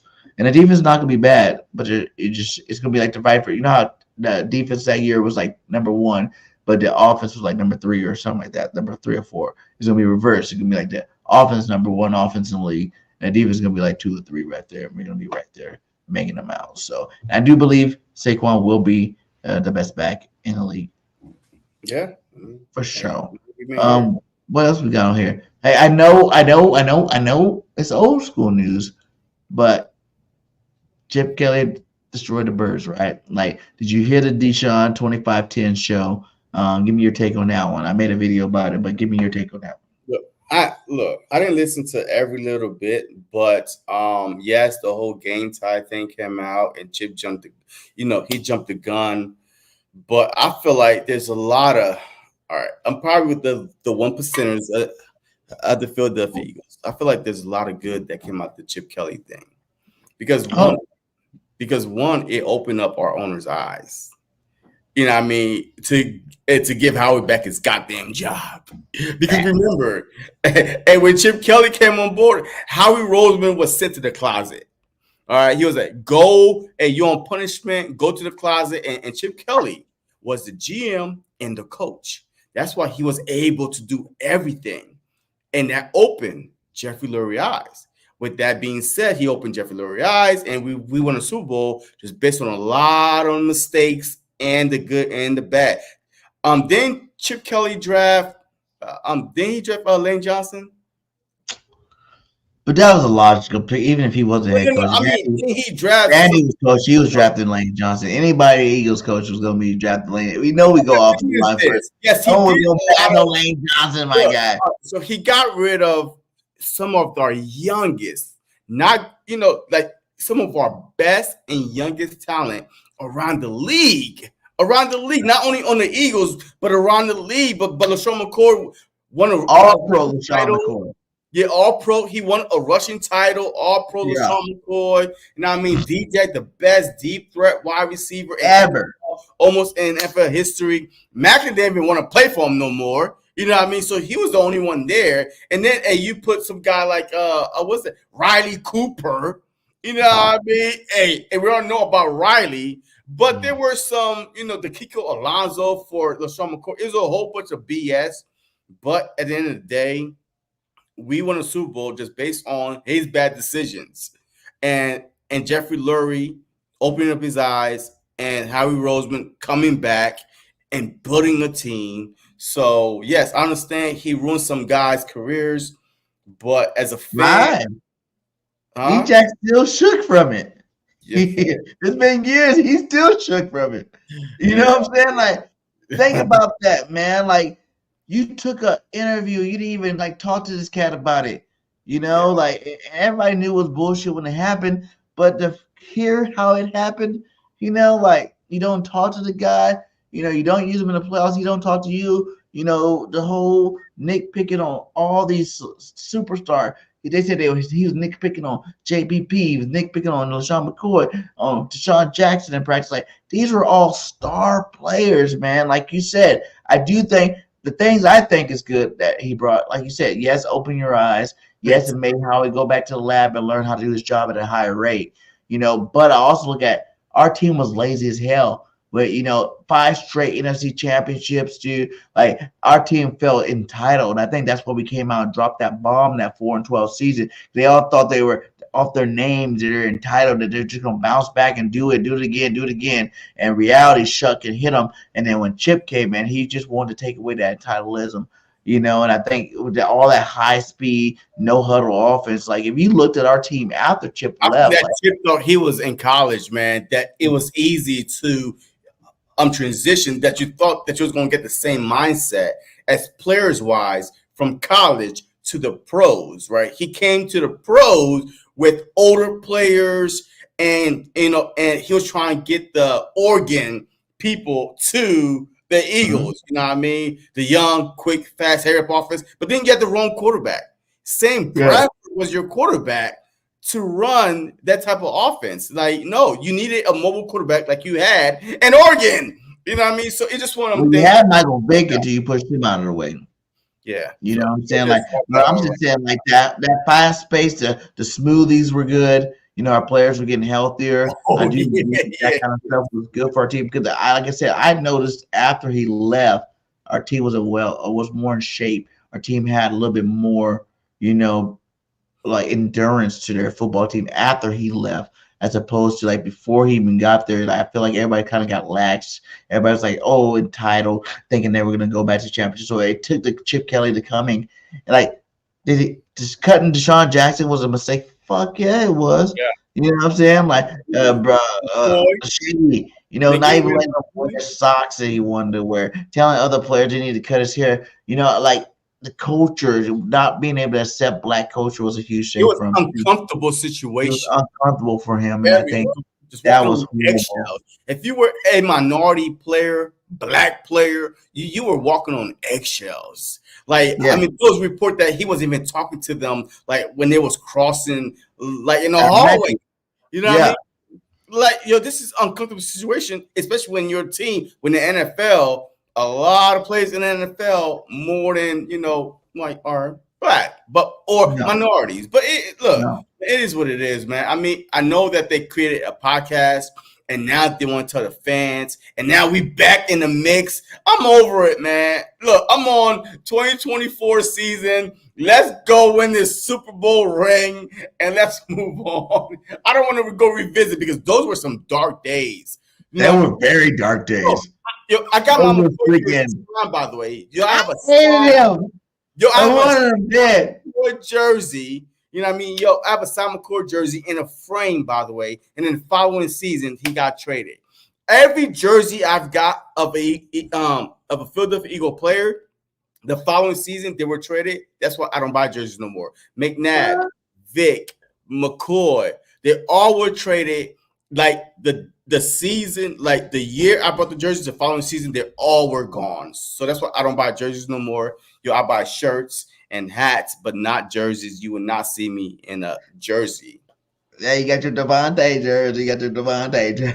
And I'm not wearing it, though. I'm not wearing my Devontae jersey because of you, BG. You know what I mean? Hey, shout out to BG, man, for getting me that Devontae jersey because guess what? Your boy told the truth, and he lost a bet, and he had to buy me a Devontae Smith jersey. Look at close enough. I was almost the other way around. But it is what it is. We're going for that. Now, another thing I want to talk about for sure, like, we're going to talk about the schedule. The schedule release is tomorrow, and everybody we all kind of know who we're playing. We just know when we're playing them. I think I seen the stat. It's like we have like one of the lowest strength schedules again. Remember? That can't be. Yeah, one of the lowest strength schedules. Like, look how far down we are. 1, 2, 3, how far down we are because the Eagles schedule thing is up. 10, 11, 12, 13, 14, 15, 16, 17, 18. Take that banner down real quick. 22, 23, 24, 20. Oh, the banner? Yeah. We are like, where are we at? 24th down there. Hold on, let me take the banner now. Well, I mean, I think like maybe last time we had this kind of schedule, guess what? We went to the Super Bowl. I'm just saying. I really think it's because of our home teams, because all the hard teams that we're playing are on the road. Like, the Saints, the Ravens, the Brown, like all the hard teams that we playing. I think we played the Browns at home, but that's a shitty. Wait, is it the Browns at home? Whatever it is, but a lot of the hard games are away, and the easy games are at home. So that's why I think, because where you play your opponent at, the strength of it. So we'll see. But this is based off the win percentage of the teams last year. That week. That would have said it's off the win percentage. Like the Giants got like the fifth hardest schedule. Nah, because they were a last place team. So how is that even possible? Because usually, like, the top two teams get like all right. So the Dallas Cowboys won the division. They usually play all the division winners. You know what I mean? Like, they played the division winner, which is supposed to be harder, right?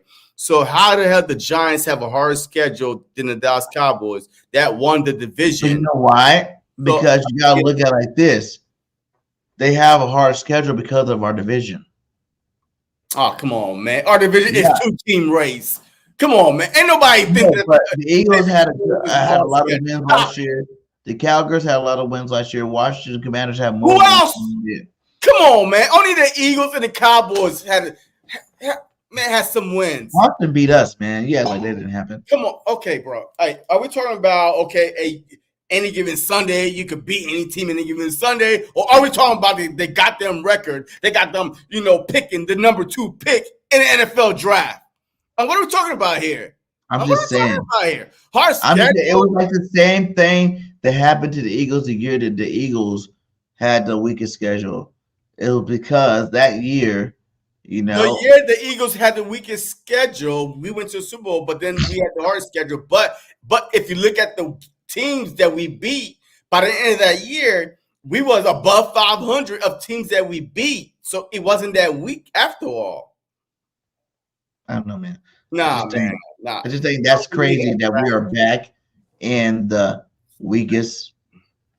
We have one of the weakest strength of schedules. I think that's nothing but good things for the Philadelphia Eagles, man. We can go through the season, we can warm up and tear it up, and do our damn thing. Look, we play the Browns. Wait, I'll go back real quick. Hey, we play the Browns. We got one of the toughest schedule. No. Look, we play the Browns. We play the Ravens. We play the Steelers. I think we played Texans or no? That's who we play. Oh, so yes. So we play the Browns, the Steelers, the Ravens. They're all top 3. The Bengals. You know what I mean? The Saints ain't no punk. The Bucks whooped our ass in the playoffs. The Rams is not an easy schedule. The Cowboys are not an easy win. So that's 7 teams right there that we could possibly lose to. Honest truth. 7 teams that, that will be good that we could possibly lose to. So there's no way we're that low as far as opponent when those teams are literally playoff teams that we're going to play. And that's what the NFL says. You know what I'm saying? Strength of schedule. Man, bump that strength of schedule, man. That weak ass shit. Take it off my screen. Let's go. Receiving cores. Who is the best receiving core? AJ Devontae Smith. No question about it.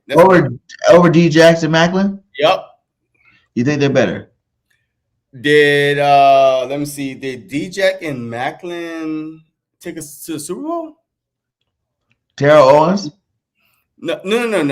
What? Todd Piskin? Get that shit off my screen. Todd Piskin. Come on. Yo, that's the weekend, the whole thing. The minute I saw Todd Piskin, I can't remember. Alshon and Nelson, starter of the only Super Bowl championship team. The only Super Bowl championship team, Alshon and Nelly. Okay, cool, true, but there was I would not put Alshon and Nelly over AJ and Devontae Smith. So that's what I'm going off of. And we at least got to the Super Bowl with those 2 guys. Nobody was scared of Nelson Aguilar, alligator hand. Nobody's scared. Aguilar was cooking in the playoffs, baby. You line up Devontae Smith and USC. Look, nobody was saying pick your poison between Alshon and Nelly. Pick your poison. Nobody was saying that. But I guarantee you, people is saying pick your poison. AJ Brown, Devontae Smith, pick your poison. So that's why they are number 1 on this list, period. Hands down. Rank the duel then. Who has the best duo? Joe Burrows, T. Higgins, Jamar Chase. The Stroud, best duo? Diggs, Nico, Tua, Waddle, Kyrie, Eagles, Jalen, Devontae. Okay, well, Put them in first order. of all, there's only two of those duos that have been to a Super Bowl, so automatically take the other ass off the screen. So it is Jamar Chase. It is Jamar Chase and T. Higgins and A.J. Brown and Devontae Smith. So those are the runnings right there to me, in my opinion, because where was Tyreek Hill and the freaking the code last playoff? He was a no-show. You know why? Because the Dolphins, to me, if they don't play at home in the warm as environment, they ain't going nowhere. But guess what? Our boys, the Bengals, those are cold. Like, yeah, you get cold. Them boys are catching rocks, right? So they are proven in November, December. It doesn't matter if it's cold or not. We see the eye test. And now between them two, T. Higgins, A.J. Brown, nope. T. Higgins, Devontae Smith, nope. Jamar Chase, A.J. Brown, you can have your argument, but together is A.J. Brown, Devontae Smith. So you're going Eagles, Bengals, Dolphins, Texans? Eagles, Bengals, yes, exactly. Okay, I'm gonna go Eagles, Dolphins. Why Dolphins though? Because I don't care. Waddle and Tyreek, even though Tua gets banged up, you know what I'm saying. But and you adding a quarterback in there too. Tua's put up some big numbers over the last 2 years. Is it numbers or production when it matters? Well, numbers right now, and just the talent. But just the talent of two receivers. You're talking about two receivers getting over 1,000 yards together. AJ and Devontae did that twice in a row now. I believe Tua and Jalen did it 2 last year. And then you got I don't know if T. Higgins had 1,000 yards ever. I can't really say that. So we're talking about Joe Burrows hasn't been a top 5 quarterback the last couple of years. You know what I'm saying? So if you're doing all three, you gotta go. It's in the order from bottom to top. That's how I rank it. Because C.J. Stroud had an amazing year last year with Nico Collins and a bunch of cats you didn't know nothing about, and now you got Stephen Diggs on that team. And that's going to make that team go a little bit over the top. So I think that's going to be the biggest difference, and that's how I rank these guys. I mean, no, I rank them by okay. Who been on the biggest stage when it matters? Bengals, Eagles. And now I go off, okay. I do like that, right? That way you look at it right there with the who's been in the championship, straight up. They have been there. They took you there, right? They took you there. I mean, those guys were there. Tyreek Hill, Waddle was there. I mean, it didn't advance anywhere, but those guys been to the Super Bowl already. Higgins, Chase, Brown, Devontae Smith, they've been there. So now you pick between those two. Would you rather have T. Higgins or Devontae Smith? Because that's what the argument is about right here. And Devontae Smith clearly, so clearly, is above T. Higgins. And now you got the argument with Jamar Chase and A.J. Brown. I'm going with my guy, A.J. Brown. He's a mini T.O. This dude could run the long route inside. He's not afraid to run screens. He's not afraid about nothing. So, and, he's built like a Debo, but guess what? He's actually a wide receiver that could run you over and stiff arm the hell out of you. So, yeah. And then the Dolphins, to me, I'm sorry, they belong in Miami. You know what I mean? They're the pretty fast, nightlife team. But when it matters, when it comes to Philly, the tough, rough, blue-collar city, that's not the Dolphins. And that's why nobody picked them to in the Super Bowl. I'd rather pick look, if we're going off of who I'd rather pick, Eagles, Bengals, Texans, Dolphins. I'm sorry. So that would be for that third receiver spot. These are the weapons. Nice. Next. Campbell, Parker, Covey, making his debut. Anaya Smith, Johnny Wilson. I think people are really sleeping on Johnny Wilson. You know, that's a big guy that I know everybody want to turn him to a tight end, but like he can be a very viable because he can run, he can catch, he knows how to use his body for separation and make the big catches. And plus, he's like 6'7". He throw it up high. I think he'll be everything that we wanted. What was the other bull? If we use him right. Yeah, if we use him right, he can be everything that we wanted. What's his name? Tyree Jackson to be, but he's actually a receiver, and I think he can really help this team. And with the third receiver on our team too, I think we're going to use a combination of all of them. I think you will see, Paris Campbell in there at the third receiver spot sometimes. I think you'll see Devontae in certain situations there. I think you're going to see the rookie, Anaya Smith, as long as he recovers right to be in there. And I think you'll see Johnny Wilson in the red zone. There'll be some time you see him in the red zone where he's that third receiver, as long as they can perform when they get the opportunity to do it. Because everybody know once you get in there, you drop passes or you don't make the catch, then your ass going to be on the bench again. Yeah, facts. I mean, I think that Anaya Smith and Johnny Wilson, if you said third and fourth spot, to me, everybody else, you had your chance. Congratulations, move the hell on. You know what I mean? I'm all about the youth movement. Go youth movement, man. Go youth movement. Hey, look, it's all about the youth movement to me because teams are getting younger. So I want to at least keep up or at least go, just get past them a little bit. So our third wide receiver, I need explosive. I need threat. Paris Campbell, I saw you play. All these others, but I have not seen, the Johnny Wilson, the 6'7", 230 body, a red zone threat. Anaya Smith, oh my God, punt return, kickoff return, man. Covey, who?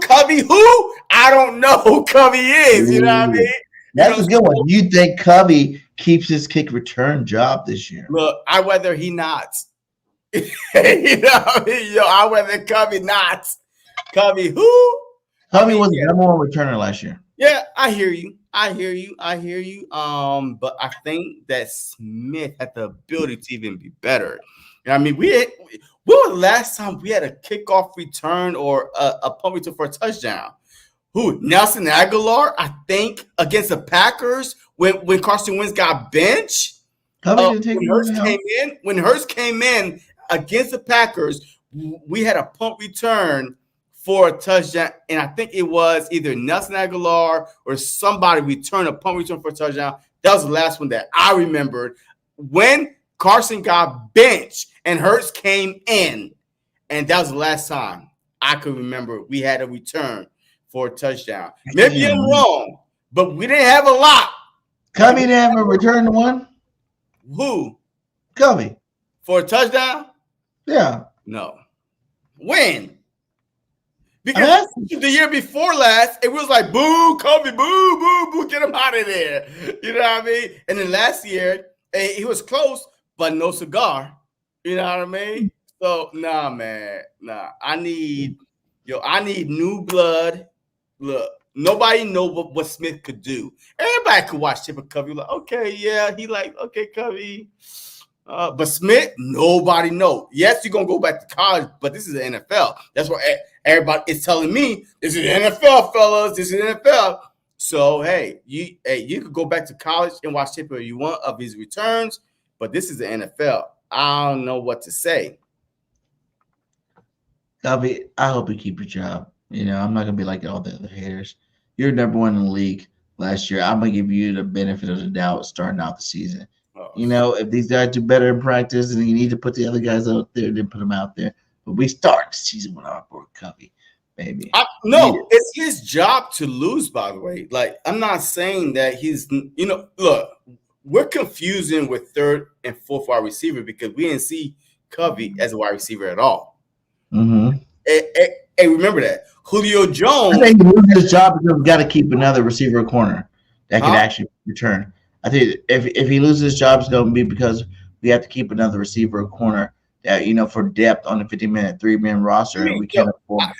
I definitely think on game day, we at least going to have 4 to 5 wide receivers. Like, no lie. Because you're going to have Covey, Covey to return, punt punts, but kickoff, Smith, because Covey did not return kickoff, right?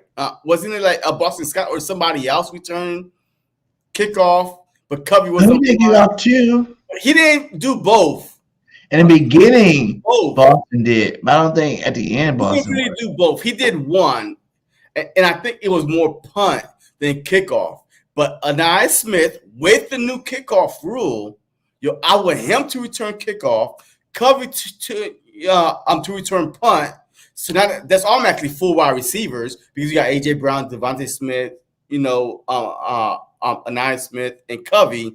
And I think that you're gonna keep about one, maybe two more. But I think the max on game day is 5 wide receivers, and you know what I mean. And yeah, the cornerback is gonna have to suffer a little bit. To the running game, I know we talked about Saquon being the number one guy, going to be the best all-pro back this year. But what's going to happen behind him, man? Which one of these backs are going? Is that the right one? No, that's the wrong one. Wrong one. Hold on. Hey, Brent Covey would get lit up. Lydia. Your brother. Is it the end of Gainwell being number 2? Is Shipley going to take over? Milton from Georgia was a strong, powerful running back I like seeing. And then you got the other two guys in Price and what's his name? I don't even know that dude. So, I think is Gainwell's job to lose as RB2. But would he lose it? It's the question. We don't have.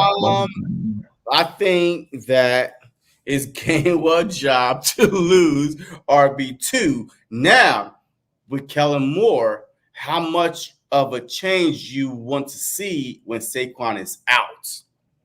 So, like, if you're giving Saquon a breather, who is more compatible to Saquon? Is it Gainwell or Shipley? Because Shipley is like a dual threat running back. He could catch, he could run, he could do everything. So your offense would not have to change that much. With Gainwell, depends how you see him. He may be a third down back, right? A once in blue moon type of back. I think it's his job to lose, but I think that Shipley will become RB2 by the end of the season, probably midway through, maybe 4 or 5 games in. It probably won't even take that long. So, the game will probably have a Pollard role. Yeah, I don't think so. I think that's a Shipley role because Shipley is bigger than Gainwell. Is he? Yeah, but let me see how big is a Shipley because I know that Shipley is 5'11", 2 something. I feel like going into the season, if you had to say which backs would make the roster in what order, it would be obviously Barkley, I think Shipley, Gainwell, Milton. Those would be your 4 running backs going into the season. Yeah. So Shipley is 5'11". So he's 5'11", 206 pounds, right? But he did it all at Clemson. MC Kenneth Gainwell here. All right. And Kenneth Gainwell is 5'9", 200. So he's still 5'9". So 5'11", so that's 2 inches, taller, about 10 more pounds heavier. Think about it. Gainwell was most effective when he was the third running back. When Boston Scott did have the edge over Gainwell, remember? And it was like, we had other running backs, and then we had Boston, then we had Gainwell. He come in there fresh and do his little thing. Like, I do believe he deserves a spot on the team, but I don't think he should be second. Like you said, I think Shipley takes over that. I think Gainwell should be competition, though. That's a good thing, right? It's all about competition. Every position, man, we have competition. Besides the quarterback, and the wide receiver, as the 1 and 2, but even tight end, as my tight end, but you still have some competition that guys are like, okay, I need to be at my best, especially at the running back position, because Gainwell had his chance to prove that he could take the job from Swift. He could take the job from Sanders, right? And he never took the job. So he was always second best. That's why Barkley came in, and now he's definitely not going to be Barkley, so he's competing with Will Shipley, 5'11", 210, maybe 215, depending how the offseason goes. And Gainwell, he's 5'9". Hey, you can't grow overnight, so he's already 2 inches, lower than Shipley, right? And then he's already 10 pounds lighter than Shipley. So that's what I'm saying. So it's all about, all right, Kellen Moore, who do you see could fit this role of a change of pace back? Is it Gainwell or Shipley? I think it's Shipley just because you don't lose much by taking Barkley off the field. I even tweeted out when we drafted Shipley, I was like, yes, with the injury prone of Barkley with the injuries and stuff like that, we're gonna lose some, but Will Shipley could do it all. He's a big back, and he did for years at a good school that won championship. It wasn't Gainwell that never won championship at a freaking a Missouri Blue Tigers. You know what I mean? Like third round. I think he came from like some kind of. Wait, what's he come from? Oh my God, he said Missouri Blue Tigers. Who the hell is that? That's what made up team. Field. He played for Memphis, right? Yeah, Memphis, right? Yeah. Like Will Shipley have won championship, big back, a do it all, and first down, second down, third down. So he's used to being a all down back in a high level. According to you, high level colleges take over precedence over lower colleges. So I'm just saying. Hey, come on now. We got this long list of DBs. Long list of DBs. First off, do you think this is it? Do you think Howie goes out and adds even more to the list? Because do they even have the new guy on here? I don't know if they have the new guy on, Sean Stevens. Is he going to go get more? And if so, he might be below. How many DBs are we really going to keep? Because look at the talent that we got on this. How many DBs are you keeping? You know what I'm saying? And then give me the DBs. Like, how many of them are you going to keep? And give me the names. I'm keeping the max. The max is 7. The max 7, 1, 2, 3, 4, 5, 6, 7, 8, 9, 10, 11, 12, 13, 14. And it's 15 DBs. Yeah. And you keep the max 7. Yep. So you saying I'm keeping Slay. 8 of them losing their job and what? Yeah. Give me 7. Or practice squad. Oh, you saying 7 on game day? 7 on the active 53-man roster. Whoa. Yes. Wow. Because you could DB. Look, you didn't say cornerback. You say DB. Well, this doesn't even have no safeties on it. Cooper DeJean is a safety. No, but if that's the case, you're talking about, CJGJ is going to be there. Brown's going to be there. Okay. Well, look, okay. His cornerback. I'm talking about DB. Okay. His cornerbacks. Okay, so I'm still talking about cornerback because that position is an island, and things happen. So I'm keeping 7. Slay, Mitchell, DeJean, Rogers, Ringo, Maddox, and I have to keep Ricks. What are my 7? Ooh, man, that's nice. Because McPherson had his shot, Josh Jobe had his shot, Goodrich had his shot. Tyler Hall, I don't really know much about, and Gardner, and even so. Unless you cut and slay, then yes, I could add some more, like one more young one. You know what I mean? But as of right now, I need somebody, an experienced DB, to help these young guys out, and that's why everybody is more leaning to keeping Slay than Bradbury. But you can't get rid of Mitchell, DeJean, Rogers, Rango, Ricks. I don't know, trade out right there. I'd probably say Max don't make it.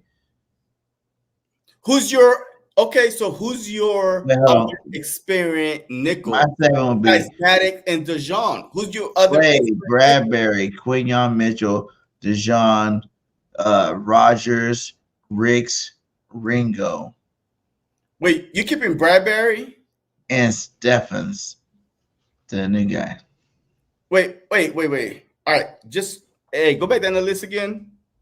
Oh, who you Slade, keeping? Bradbury, Quinyon, DeJean, Rogers, Ricks, Ringo. All right, so the only thing that we got, have that guy on the practice squad, the Sean Stevens guy. So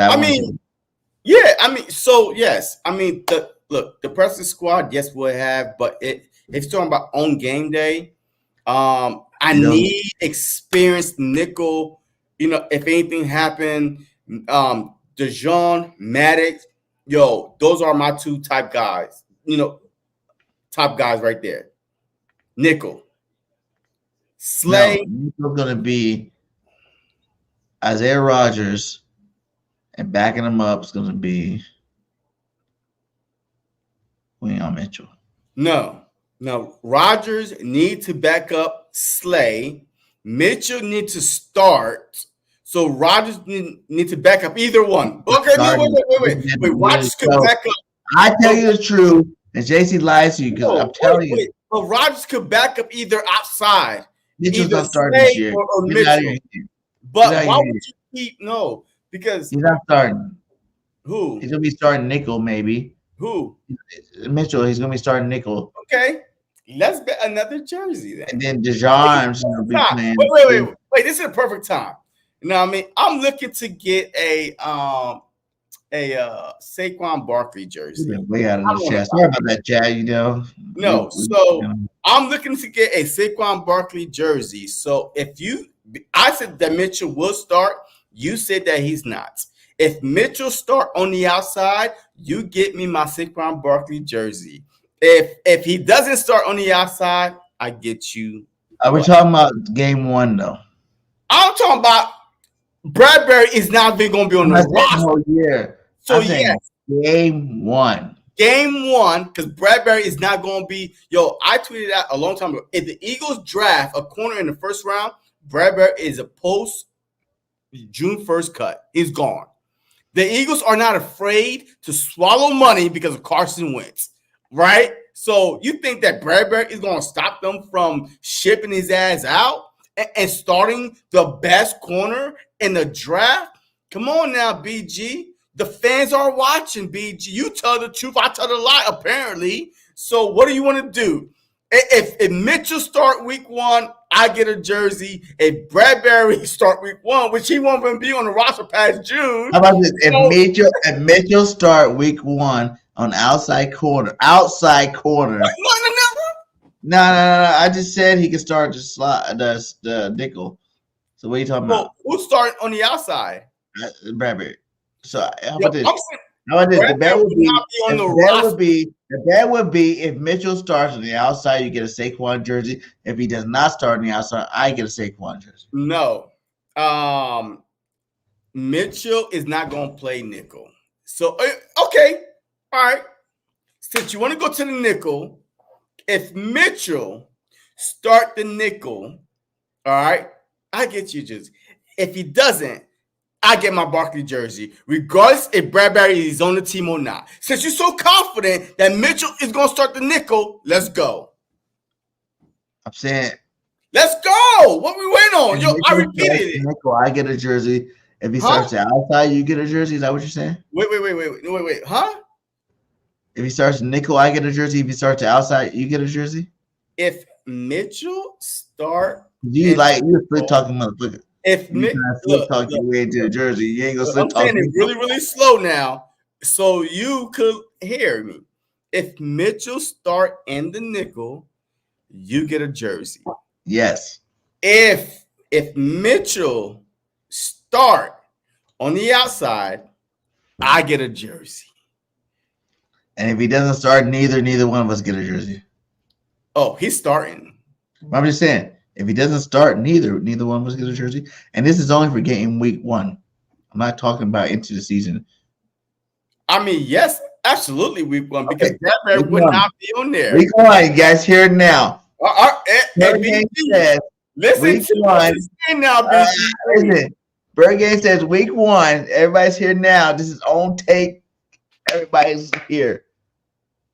If Mitchell starts in the slot at nickel corner, I get a jersey from JC. That means Bradbury's starting, Slay starting, and they want Quignon on the field, so they put him at the nickel. Now, if Bradbury's gone, it doesn't even matter if Bradbury's gone. Bradbury doesn't matter. If Mitchell starts out on the outside, week one, then JC gets the jersey.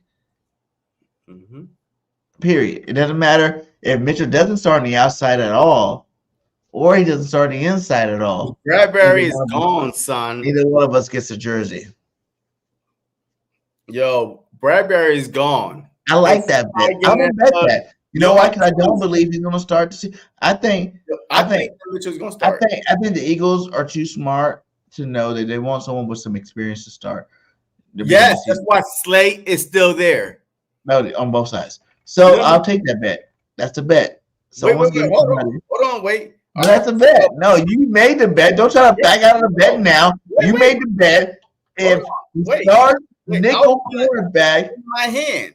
There it is. I'm going to extend my hand out to you and bet. All right, that Bradbury's gone, son. I'm telling you.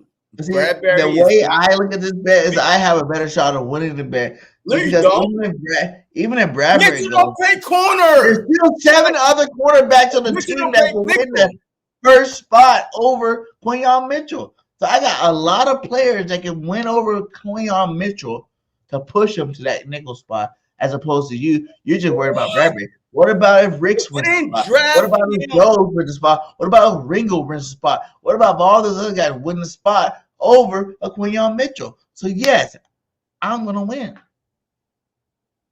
You didn't think about that, but I like the bet. So, hey, first of all, your Pacers are getting their ass kicked. By the way, we virtually shook on it. Hey, first of all, your Pacers are down 86-64 in the third quarter with 4 minutes and 27 seconds. Hey, there's a lot of time, but they're down with the series tied 2-2. They just blew out the Knicks 121-86. Yeah, but this is game 5. You win game 5, you need 1 more. You also got to win 2 more. But anyway, it is what it is. But yes, everybody's here to watch it. But what jersey do you want? Like, it has to be a current NFL player jersey. Yo, it ain't gonna be no throwback from 1960 $500 jersey. I'm not playing that game. Saquon Barkley. Okay, all right. Hey, we both get Barkley. We both get Barkley. Hey, we both get Barkley's then. I got like 2 Jalen Hurts jersey already. All right. I guess we both get Barkley's, right? I got an A.J. Brown jersey. And we both get Barkley's, right? All right. So, hey, we both get Barkley's then. Ooh, a Jeremiah Trotter Jr. jersey would be nice too. Yeah, that'd be like $10. But yeah, hey, let's do that. Yeah. I want Barkley. All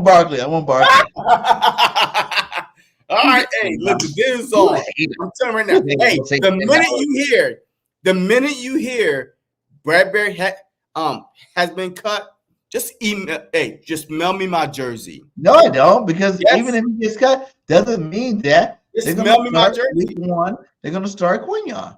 No, I'm telling you, Rodgers have a better shot. This is my vision right here. What happened to Rick start? What happened to Joe start? What happened to Ringo start? Look, this is my vision. This is my vision for the Philadelphia Eagles cornerback position. Mitchell, Rodgers at the nickel, Mitchell outside, Slay, DeJean safety, along with Gardner. And those were my DBs. Those are the DBs right there. But it's going to be Slay, Bradbury, Rodgers, CJ, GJ, and Brown. No. Brown don't start this. I don't think that Brown is physically. Yes, he looks good now holding up the weight. He said that we did a first day of training camp. We can't hate on the guy. He already know what he gonna do. But the thing is this. We saw Brown just based on the Saya and freaking whoever that guy was, the other defensive coordinator. But Vic Fangio, like I said, he had his hand in these draft picks. So you think that 2 first-round draft picks are going to be sitting on the bench week one? No, because they don't have packages for them their first year. No. There's going to be packages where you're going to see Quignon. There's going to be packages you're going to see DeJohn. They're going to be on the football field. But the thing is this. You can't switch out these DBs like you do wide receivers. You can. DBs do not switch out like that. It's a long season. You can switch them out. No. If you're a DB, you know how to play cover 1, cover 2, cover 3, and you know how to play all the covers. That's why you don't get switched out like that. So because then you ruin the continuity with everybody else in the backfield. You know what I mean? So you don't switch DBs out like that. So it's either you're going to start them or you're not. Or you're going to start them and learn by, there's time defense, there's quarters defense, there's nickel. A quarter could play all that. We're going to have packages where they go in and play. Do you play defense? I did. No. When? What year? What decade? Lies. If you are an outside corner, you do not come off the field. You know how to play any defense. I'm just saying, like, in order to get your number 1 draft pick on the field, you're gonna get him in there. But that makes 0 sense. That means that you're taking your corners off the field to bring a whole new package in. Make that make sense, BG. Make that make sense. Going against a team to have a speedster receiver, you take Bradbury out, then you go ahead and put it in. Have you watched the Big Fangio defense with the Broncos, with the Dolphins? Do you see they got them corners switching out? Maybe. No, you do not. It's a new team, the new era of football, baby. Oh my God! You know 18, what? 18 games. Right, hey. You know what I'm saying? Like, hey, how did I become a Pacer fan? Because of Reggie Miller. That's why Birdgang 31 comes from Miller. My favorite number of all time. I can't deal with this, BG. All right, man. So any more questions, man? Before we're up this almost 2 hours, man. Come on. Oh yeah, we gotta get out of here. We gotta get out of here for sure. Hey, salute to y'all still rocking with it. We can still got 45 up in here. Make sure you hit that like, hit that subscribe wherever you're at. You know what I'm saying? The last thing I'm gonna say is, do you think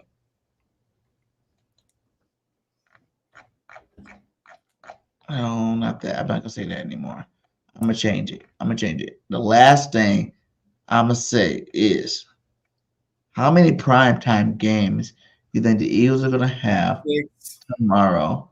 6. And how many games you looking forward to going to this year? Well, Eagles had like 5 primetime games last season, like 5 or 6 primetime games last season. Yeah, 7 last year. Huh? They had 7 primetime games last year.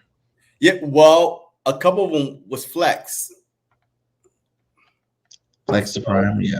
Yeah, so it flexed from a Sunday, 4:00 to that game. Everybody saw, but I think we're going to have at least 5 primetime games, and I do want to go to the Brazil one.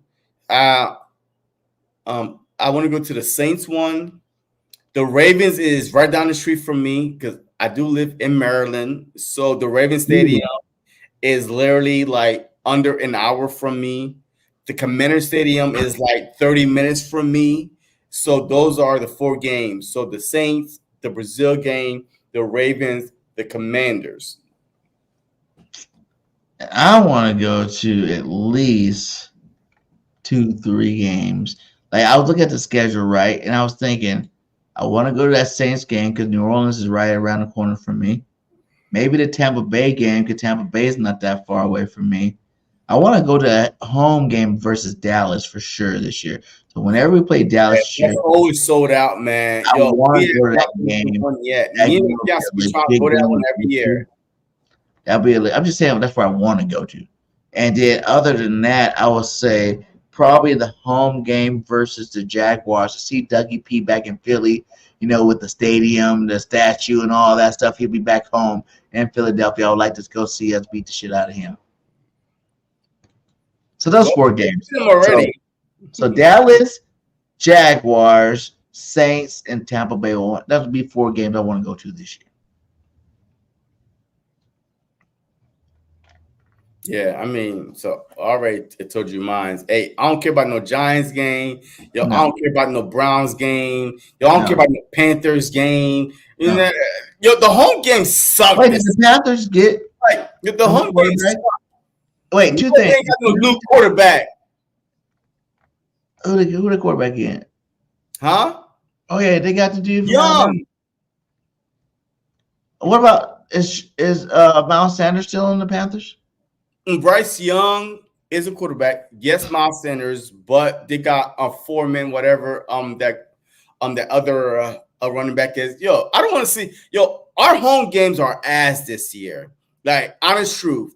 The Cowboys, okay, that's the only game, right? But the Giants, the Commanders, the Browns, the Falcons, but that's kind of back. But all the hard games are away. You know what I mean? Pittsburgh Steelers this year. Yeah, I mean, but I'm not worrying about Russell Wilson or whoever is their quarterback. I mean, like Pittsburgh and the Falcons got Kirk Cousins.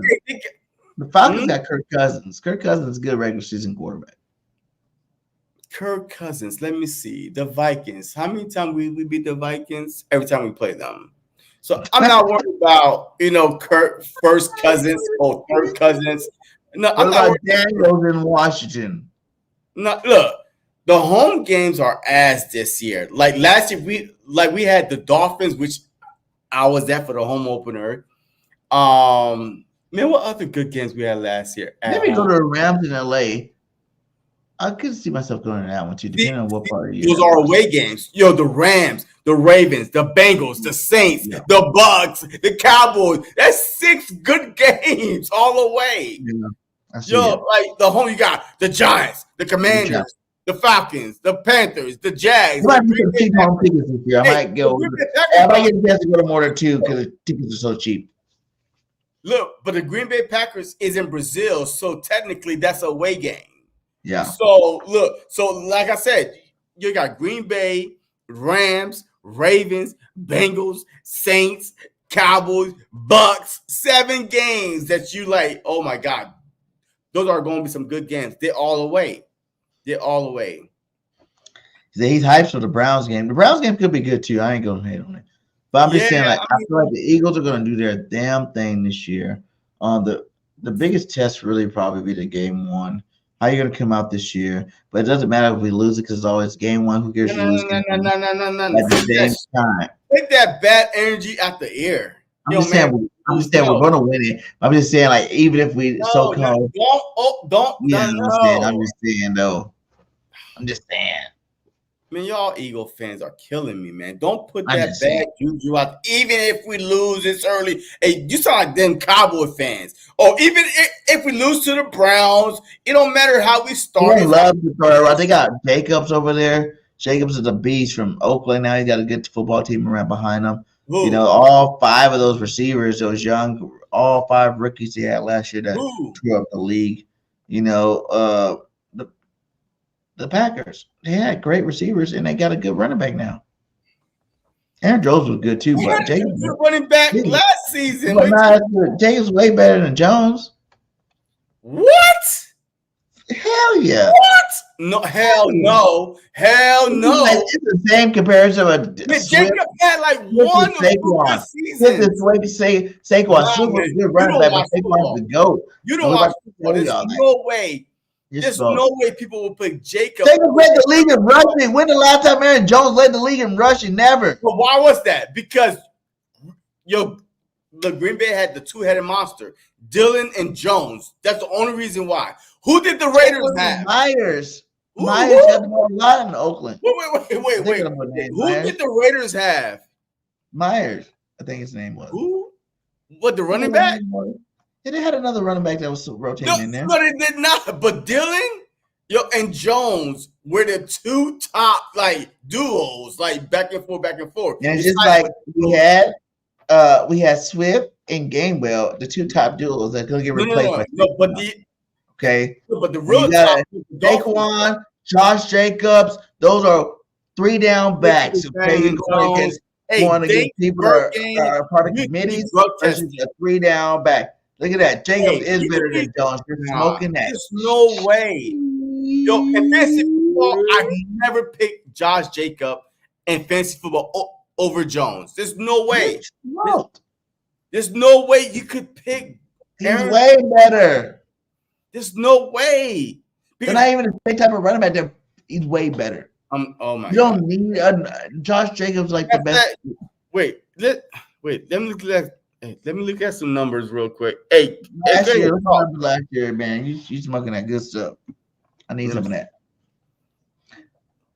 No, go ahead and talk, man, because I know Dank. You know what I'm saying? I'm telling him that he's tripping. Like Jacobs, that's just like saying Swift is better than Saquon Barkley. Because Swift had 1,000 yards last year. You know what I'm saying? Like, that's garbage. That's why I tell you the truth. And JC, he tells you other stuff. No, JC, hey, tell you. I lay it down. I tell you facts behind the facts behind the facts. Interesting. Yeah, you're trying to look at the numbers. You say, damn, he is way better. Let me see. Career stats. Let me see. Now he's trying to go to career stats, trying to help his case. Yeah. I have to. All right. So career stats. So Josh Jacobs have 1,305 carries, 5,545 yards, touchdowns, 46 touchdowns. Fumble loss 11. So Aaron Jones have one. Okay. Off the bat, he has almost 200 less carries. Aaron Jones had 1,177 carries. Who played longer? Jacobs have 1,305 carries, so under 200, apart, right? Who played longer? So Aaron Jones had 5,940 yards, and Josh Jacobs had 5,445. The touchdowns are 45-46. Who played longer? Let me see. Who played longer? Because I'm telling you, man, ain't nobody in their right mind is picking. Just use your eye contact. Everybody knows Josh Jacobs is a beast. He's the best back in the league. Oh my God, he's not the best back in the league. Man, IFMC with Josh Jacobs, but he's about to be Saquon the best. CMC number 2.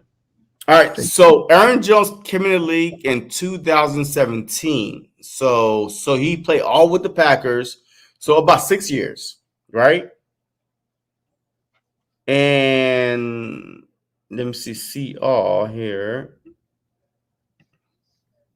And Josh Jacobs came in the league in 2019. 2 years difference. Yeah. Amount of yards, years less. But I think that Aaron Jones was out for a long period of time because he got hurt. He's always out. Like we said, same amount of yards, 2 years less. Jacobs better. Get out of here with that BS. Hey, Saquon's gonna be the best. It don't matter about any of that. The Eagles about to win the Super Bowl.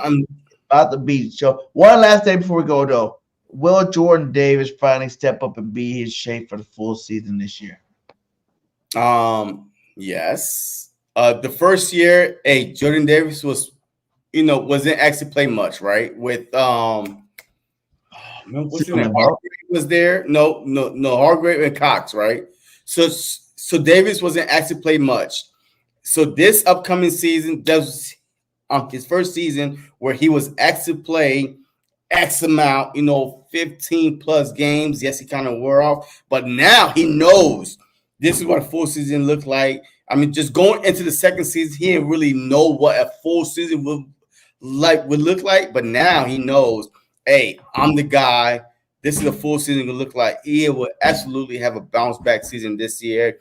And matter of fact, I won't be surprised if he's one of the top defensive tackles in the league in pressures not sacks, but in pressure, because people, is always trying to, say, hey, well, he don't have as much sacks, but no, their job, people got spoiled by Aaron Donald because he was getting sacks and pressures, but he's one of a kind. So you can't compare Fletcher Cox, because without Aaron Donald, the Fletcher Cox would be the most talked about defensive tackle, like nose tackle, like in the league. But Aaron Donald was there.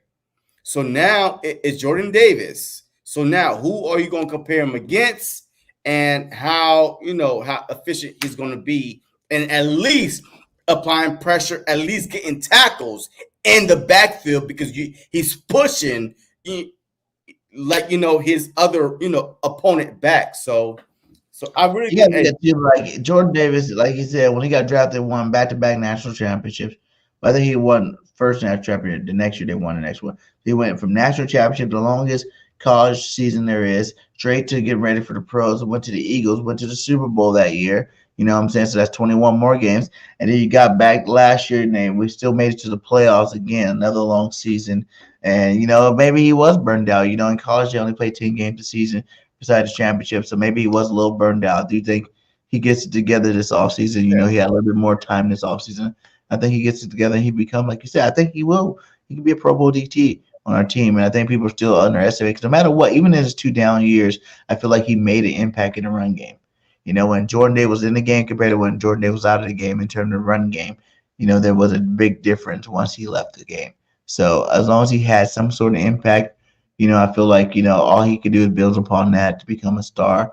Most guys don't get, they showed a stat where a lot of these good defensive linemen, they didn't even crack it, pop off to like year 4, just year 3 for him. And I think he can show a lot more signs this year. Yeah, he'll be fine, man. He'll be fine, man. I'm not even worrying about Jordan Davis.